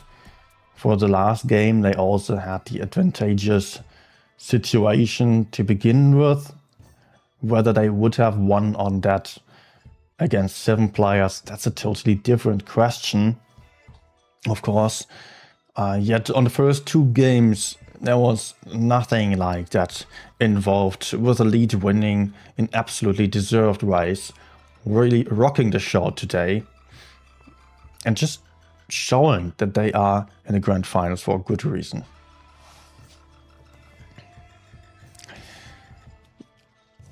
You guys can try to lip read women right now and see whether there is anything being decided. Yes. All right. Okay. Take a look at. I did take a look at the situation, and I can't.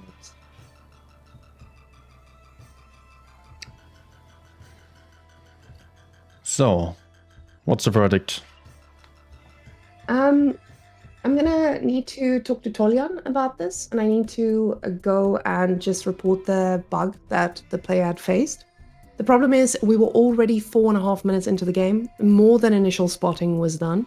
So most likely in a situation like this, I will invoke another tiebreaker instead, because the crash is most likely just it's a little bit of a tough spot. Usually, if it was a hardware crash or a game crash, it would be on the PC side. But there's no crash. He was just completely kicked out of the room at that point. So we're gonna keep playing, go to the next map, and consider this for now just as a 2-0. Keep going, and then we'll use another tiebreaker for the last one. So let me just see. So all right, then I adjust the score to 2-0. Yeah. Put it as 3-0 for now. We're gonna consider. I'm telling them now. Consider this game as pending on review. Continue as normal. We will play the rest of the set out, and might need a remake, but on a different map of the opponent's choice. Okay. Good. Okay, this is a really, really rough one.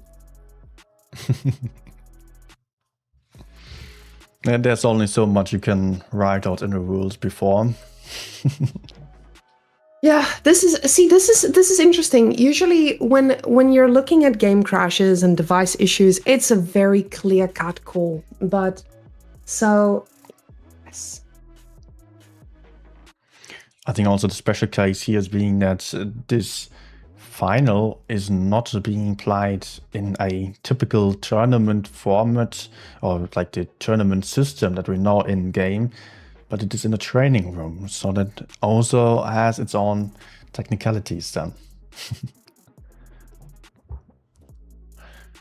But we are getting the next map, Middleburg. This map often is being played with a rather basic lineup, like 5 tanks heading towards the top, another 2 tanks towards the bottom, taking caps into city, then holding carefully until there is some pushing opportunity at the top or potentially also at the bottom. Sometimes people try to counter that by simply throwing all tanks into the city, trying to kill anyone who's potentially still there, taking the double bases and hold until the end. Yet the top teams tend to not do so too often from my experience. So we can be prepared for maybe some super heavy action plus Kranwagen lineup on top with massive turrets for holding the C-cap. Yes, there is a super heavy on either side. People are starting to ready up though, getting into position. But as you can imagine, when there's a situation like this, everyone is busy arguing. so this is a fun one to respond to, but we'll definitely get to the bottom of it. See, you do see them readying up now, and the guys are starting to feel okay about going into the next game and see exactly what the plan is. But for now, I would say let's set the score to 2-0, where we can definitely make that call upon review, and then we'll see how the rest of the set plays out before we make our final rematch at the end there. So let's see. A still needing to ready up. These guys, the thing is, when this happens, you feel so flustered. It's not a situation where you are saying, hey, my internet crashed, it's my fault. You are just feeling like, okay, this is really stressful. It's the finals. You can't leave this up to chance whatsoever. There's quite a big prize pool up for grabs that is going to matter there. And as we're ready to load into Middleburg, one of the maps, you would think with a name like Middleburg, it's evenly split, but a lot of players have strong opinions about this map. Oh yeah, there's some differences here, mainly about this hill that does cover a lot better from this spawn actually than from the other.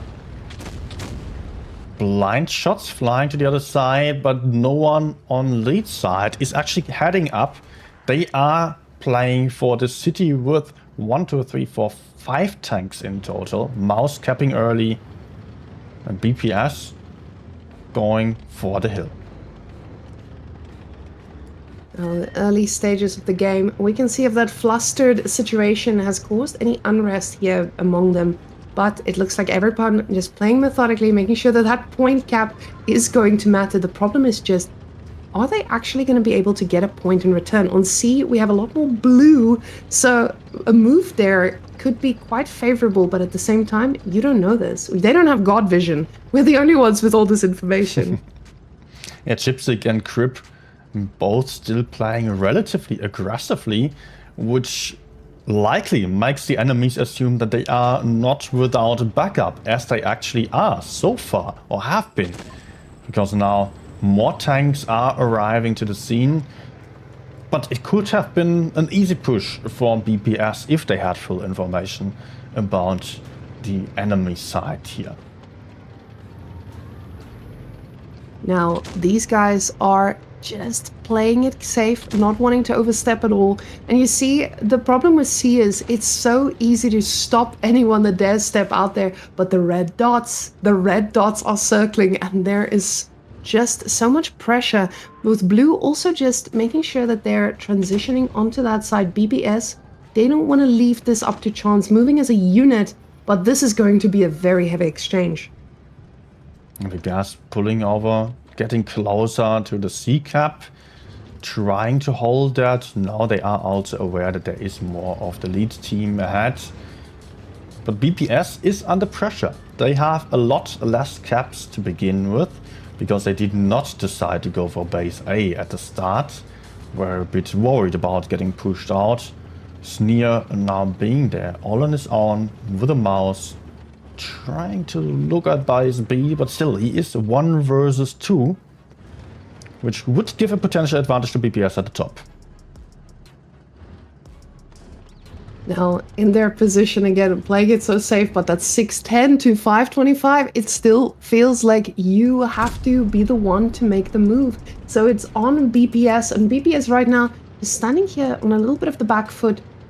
They don't want to risk anything, because at the same time, it might feel like a 2-0, but this is your tournament life. Now a few shots getting exchanged, and we do see Flexball landing a pretty good shot here. The Kranwagen, all of them just moving on top of the C cap. They know they need the points, but at the same time, this is going to be a lot of gunfire. Clippers arrive in the fight, and BPS trading nicely, shooting down Chipsig and taking him out entirely. Now they will be able to fall back and take the cap, sit it out on their advantage. Parmesan still trying to decap, could not really keep up doing so. And at the same time, Lead is counter pushing in the city, taking base A as well. That cannot be held by the BPS guys. Now already bleeding bleeding a lot of damage, but Ace is the one who's getting low here as well. We see Copia trying to get a good angle here on the backside, but there's a lot of firing in the middle, and it looks like Lead is just bleeding people. Cora also low on hit points, tries to drop down the hill into safety, but gets taken out. And also Crip just lost 2k HP, is getting taken out. 4 tanks left alive on Lead side. Still, they have the cap points. But Ivan up there, also down to 1 shot, getting taken out. This isn't going too well for Lead. 3 tanks versus 5. And also Kopiat going to get blown up, which leaves us with merely 2 tanks in the city that Lead is still used to take bases. But this game was not about the bases in the end. It was all about the kills on top that BPS went for. Although still the points are pretty close. This could potentially still be a win for Lead if they kept their tanks alive, but nope. It's not possible with that many tanks around you. And finally, BPS on the scoreboard now. Middleburg, it feels good. This is, of course, Lead's map. This is where you needed to get a point. And Ghost Factory being the next one up feels pretty rough. Now, Ghost Factory is a little bit more unforgiving here. And as I'm saying this, I'm busy writing to Tolian about that remake as well, to just get her insight. Okay, and okay, I do have a call based on what was shared, so we might have an update on that score in a little while, just making sure that this is looking clean from either side. Now, on to the next game. Focus first. When we see Ghost Factory with Lead now going to be spawning in the south, you know that this is still, it's still a mind game. They don't know how far they are ahead. This is not match point yet, so you can't get caught up in your head too much. So, in this case, I am excited to see how this composition changes a bit. I'm just really glad we're not just getting Kranwagens anymore. Thank you very much, guys. Still a lot of those, unfortunately. And the auto reloaders just, they are so dominant in this season. And in the past, it's been all about reactive armor. Any tank that has reactive armor is doing well in tournaments. Heavies have lost it. So now it is about the damage output that can be dealt by the auto reloaders. The RHM light tank still has reactive armor. That's why it is also the most popular tank in the tournament format.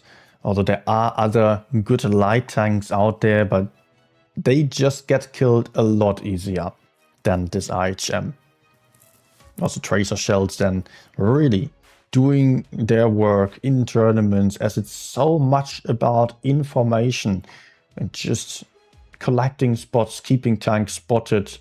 So ever since the T100 LT has been released for the tracer shells as a first tank, we've seen only tanks with tracer shells basically as light tanks in tournaments. Yeah, this is a question you have to ask yourself. Do I forgo that extra heavy on my composition to get the tracer shell? And the tracer shell just, it gives you so much information knowing exactly where one is. Problem is just, you still take those risks rotating around it. I feel like both of these teams, they already go in with such a solid game plan that the adjustments made, you need a significant amount of information to do that. Now we are, by the way, guys, as this is happening, we are getting a lot more disconnects from one of the players here. So this is starting to feel a little bit more, and after speaking to Tolian, I can confirm that this is caused by network issues as well. So this might be going over to the side, but again, we'll know in about a minute or two. So I'm going to ask Ace to join us one more time and get them in here. But right now, Ghost Factory, making sure that all these settings are right. Nino, you're going to have to carry this one while we get the rest of it going. All right. So we've got Ghost Factory next, a map that we've definitely seen a few times already. Usually Felicia power going strong around the middle of the map. There is often some play for the caps in the factory hall, but the caps over there are very close to another. So this allows for some massive crossfire shootout of the opponents if people are not careful about their positioning. And I think that this is likely to happen again. Sometimes people are rather going for the outer side and not committing straight for the cap right at the start, expecting to be a little bit safer like that. But not always this is working out, because it means having to counter push against caps potentially, which might really be quite difficult. If the enemies are already in strong positions and they have every angle covered, then you can barely do anything about it.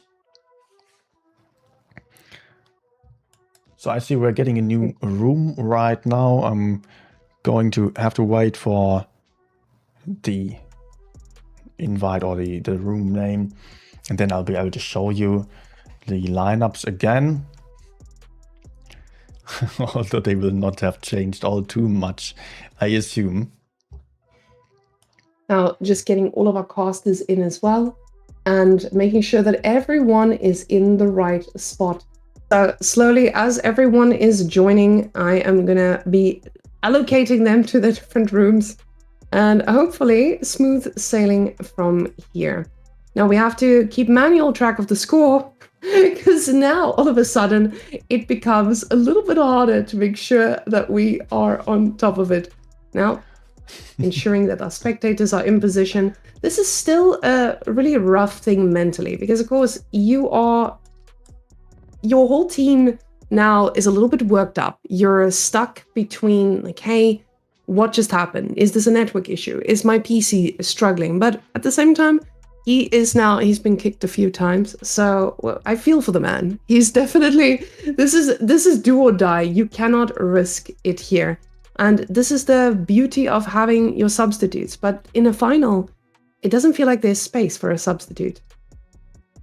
Yeah, definitely they want the top players to play their tanks, especially when it is such an important player like the light tank player. That role cannot just be played by anyone else on the team. I was talking about that earlier. It's incredibly important and reserved for usually the best player on a team to get those spots in and stay alive until the end. Having some internet issues in such situations is really not ideal. just as it isn't ideal when streaming, as I've just seen some frame drops here, some second or so, not getting transmitted can also quite annoying then. Not much we can do about it. Unfortunately, we have to count on the technical connection to keep us going here online.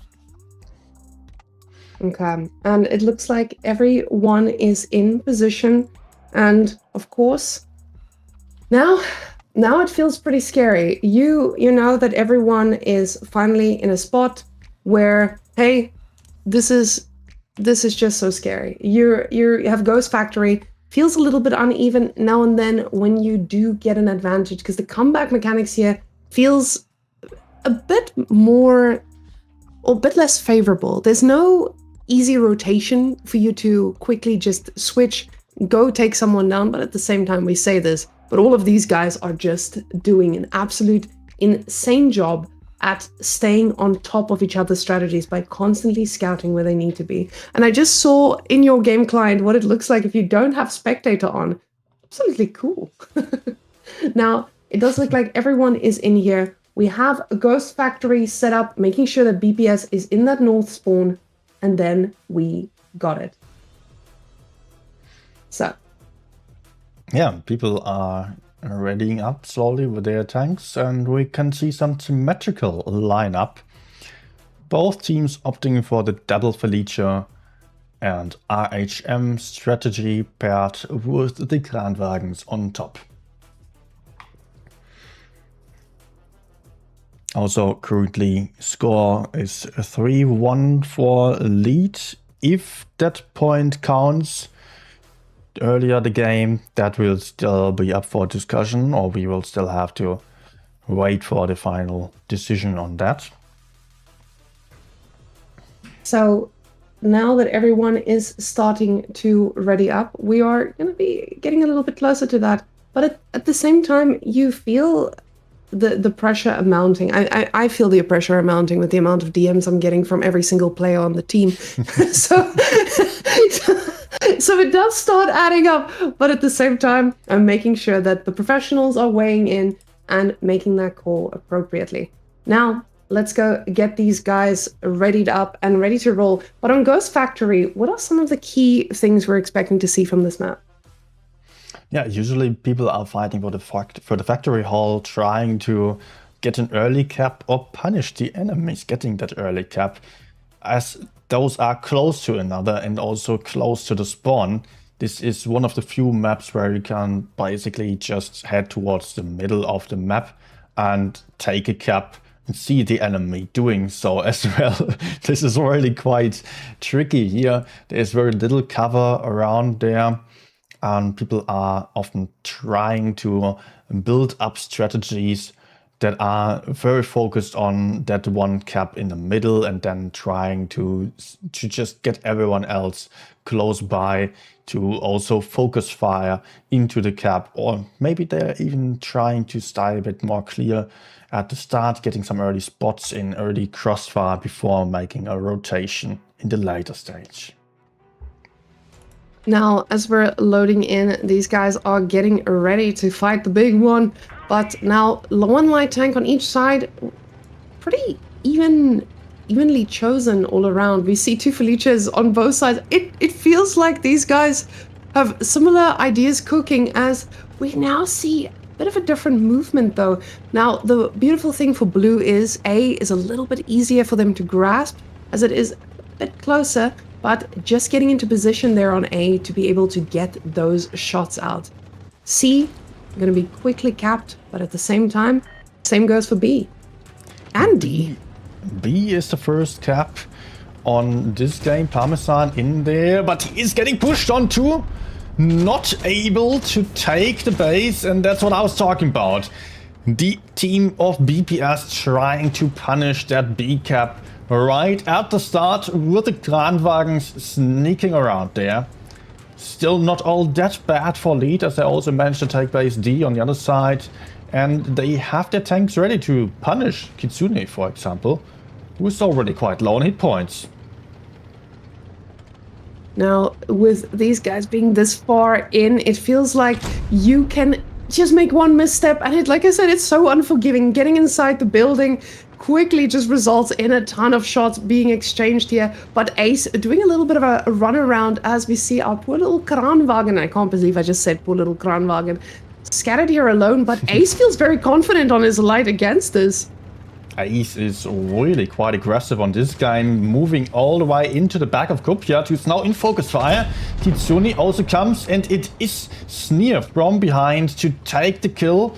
But at the same time, Lead was not sleeping, also pushing the enemy spawn, and still having some tanks in the middle. Parmesan getting taken out. Now, Parmesan falling means that they've got a little bit more breathing room here just because of the numbers game, not the HP game, very, very clearly, as we still see that onto the side of Lead. But these exchanges, now this is where that HP is going to come in clutch. Ace, though, still very, very healthy. Kranwagen going down here. Kitsunu gets shot, and now BPS, they are sleeping with the fishes here. BPS suddenly down to 3 tanks only. Or it looked really good the way that they pushed forwards into the enemy spawn. But they are down to 3 versus 4 with less hit points as well. And less cap points, so they are forced to make a play. And they have 2 tanks stuck in front of the opponent. Now comes the trade right as I get away with the camera. Chipsick getting pushed onto. It's the curse, but you can see these low HP tanks are sitting ducks as from every single side. They are looking to solidify this lead, looking amazing in this play. And with that, they are now going to be up 4-1. As we just see this poor little Ace hoping for a miracle, dragging it out a little bit, and everyone just chasing him down. They want to get that last bit of damage. There goes Ace as well. A Lead again. Really dominant. Just showing that they are really capable. And that was just a very quick push into the enemy spawn by Lead. We were more focused on following BPS counter push that was kind of attempting to do the same thing, but just being a little bit later, I would assume. A good start by BPS, actually, as they punished the B-Cap so heavily that Parmesan was basically down to half the hit points or so at the start already. Still, he dealt 2k in damage in just 4 shots. The Felicio really having some massive damage per shot that can do wonders, even if it doesn't really get to work all that much. Now, with Desert Sands being the next pick here, this is BPS's map. And, of course, now being on match point, and guys, I have confirmed that this is now match point. So we are now at 4-1. Yes, the first game, or not first game, the third game that we had these issues on was not invalidated because this crash happened quite late on, and this bug is not a known bug in the game. When it does happen, it's usually because of network issues. I asked the server team to check, and we've gotten that confirmation that this one is due to server or due to network issues instead, not any server related things, especially because all the other players in the room were still perfectly fine. So does BPS already know, or only after the next game? They already know, and I think this is now where there might be another delay, you know, with the DMs flying, but it's just the reality of where we're at. But Desert Sands is a map that I feel like the rotation you do, it can just snowball so quickly, just making one misstep. It's so easy to catch people out just staying behind a hill when your team makes that call right. It feels like this is a 50-50, not just because of the skill, but because of the pure strategic gameplay that you get if you commit to a side. So very scary reality here for BPS, but they've got to make this work. And I mean, this is not an unfamiliar position for them. Well, yeah, now DPS under so much pressure. 4 wins needed for them still. Lead almost has it, and then the bad news that just dropped in for BPS about there not being any rematch of the one game that they lost due to technical difficulties. They will not be in the best mood. It's a question whether they can focus anyways. And the next map is also one that punishes a lack of focus, as Desert Sands oftentimes is being played with very, very fast strategies, as people are best suited, or the tanks are best suited to play against another in the desert with some strong hull down tanks. And oftentimes that means that people are facing off each other right at the start, especially if those are some lighter lineups, which we're not seeing today. So we've confirmed people are still struggling with the situation, but they are unfortunately going to need to call in a sub if this persists. Players still getting kicked between games, unfortunately. It feels tough. You don't want to have those issues right before the game that sets you apart from first place. So I can't even imagine how difficult this must feel on the team too, because this is one of your best players. This is not someone that you've subbed in recently. They've always been part of your core lineup throughout this whole tournament, and losing them now, it feels very unforgiving. What's the prize pool actually for the first place? Ooh, now you're asking me. Remembering between all these 3 servers, let me go and see exactly what the first place money is. But it's significant. That's why for these guys this is so important. You in the end, want it to make sure every make a difference of a couple $1,000s or euros, whether you get first or second spot. That's per team, I would say.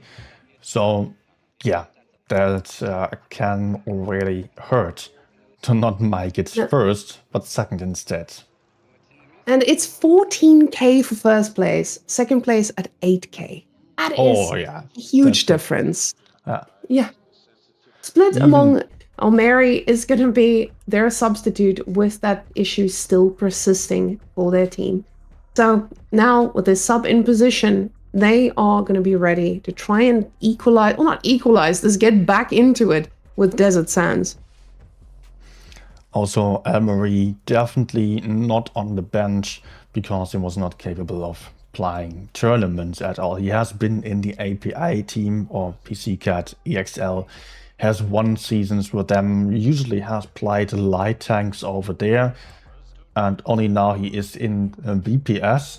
I think for 1 or 2 seasons he's not on APA anymore, as they rearranged their roster a little bit.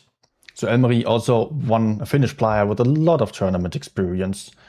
Now getting his spot on the team, still getting to play when it's so important. It's already the match point for Lead.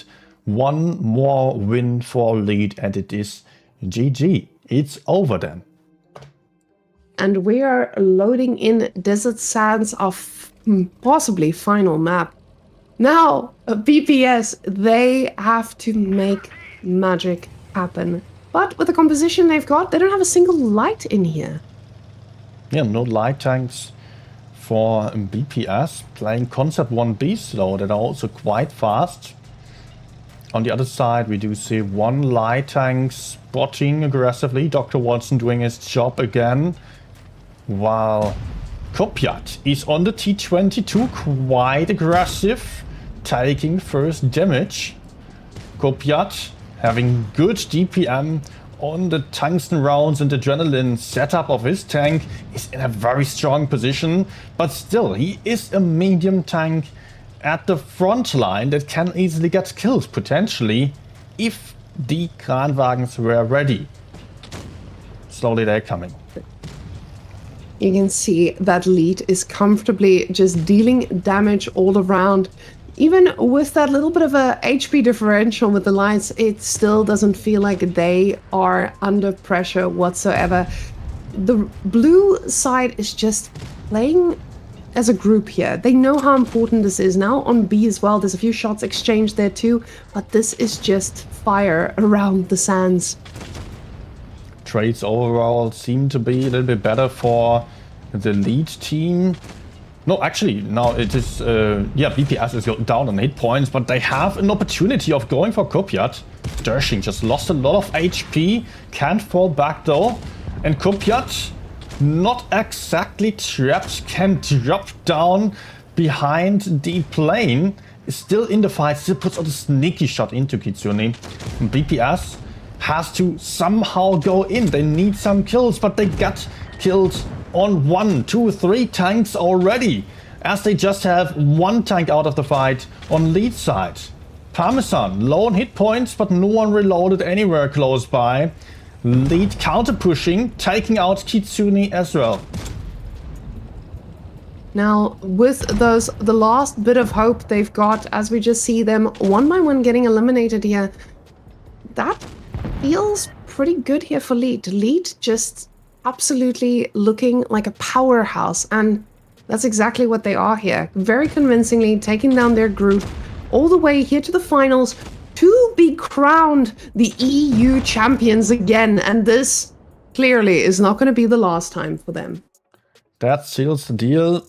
That's actually the team of Lead winning 2 seasons in a row now. They played last season as well against Mercy, I think, in the grand finals against EXL. And this time, EXL may not have made it all the way, but were the opponents anyway, getting all the way through here, and Lead just making it look like they were born to win. If we, in a bit, can take a quick look at the bracket to just see their smooth journey all the way through to taking that W, it tells you a story of a very confident team too. Yeah, finally, Lead got it sealed. They definitely deserve this. Honestly, they played exceptionally well throughout the season. We have not seen them suffer really in any of the games, although there have been games also against EXL that were quite close. They were not on my streams though. Oh no. Did your stream just die? Oh, never mind, we're back. No. YouTube was struggling, guys. And for a moment there, YouTube struggled. So luckily everyone did get to see their favorite team win, right? I think there was a little bit of a disconnection for a moment, but it seems to be back. Okay. So, yeah, then it doesn't show any frame drops though. Delay 1 more second now. Okay. But with that being said, this takes us to the end of EU. And EU, the competition was crazy. I think we're at a state of the game where the competition is so closely matched. And that's why I just can't wait to see what this looks like when these guys face off against the top of NA as well. So for EU, that's going to be it. But tonight for NA, you guys get your own show with your own cast, with your favorite 34 as well. He's going to be leading the way for NA. And then we'll see what this looks like over there on the side. Because I know we have a few players that we saw playing right now who's also competing for that NA title. Yeah, definitely. Amongst them, Cora, definitely. He was also caller of Origin, has been calling for them at least in the past, and is very active in tournaments. Very few people have worth as much tournament experience as that guy. He's going to be at it again, facing Joker. I don't know about the top 4 at the moment on NA, to be honest. Who's going to play there? On NA, we have some pretty big names. I'm going to pull them up right now so we can go through. But with a few of the overlaps, like you said, Cora, I've spoken to Cora so many times, and he's just, the years of experience irradiates from that guy. And even though on EU now, we can see they weren't able to take that W, it just tells us the story of Lead and how ready they were and prepared for this competition. But yeah, on the side of NA tonight, we will be getting Origin, So Predictable, and Jokers facing off for those tonight. And Cora leading the way of Origin. So he's got to get a fresh head to make sure that he is ready to take this on. They're already in the grand finals too. So some big games up for the man. Yeah, just putting out the 12 on the screen for everyone to see. Origin and Jokers are usually the top teams on the NA server. I think in the last years, Jokers was performing a bit better than Origin, but definitely this is going to be close. We could already see them meet each other.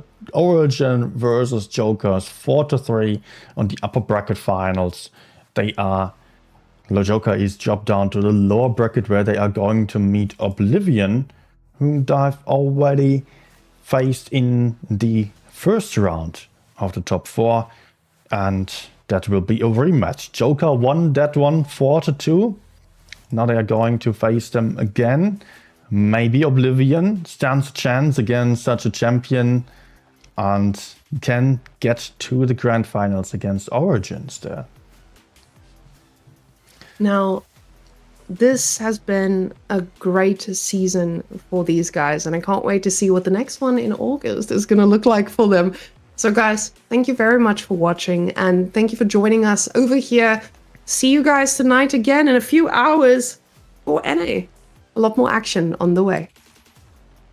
Thank you, everyone. Have a good night.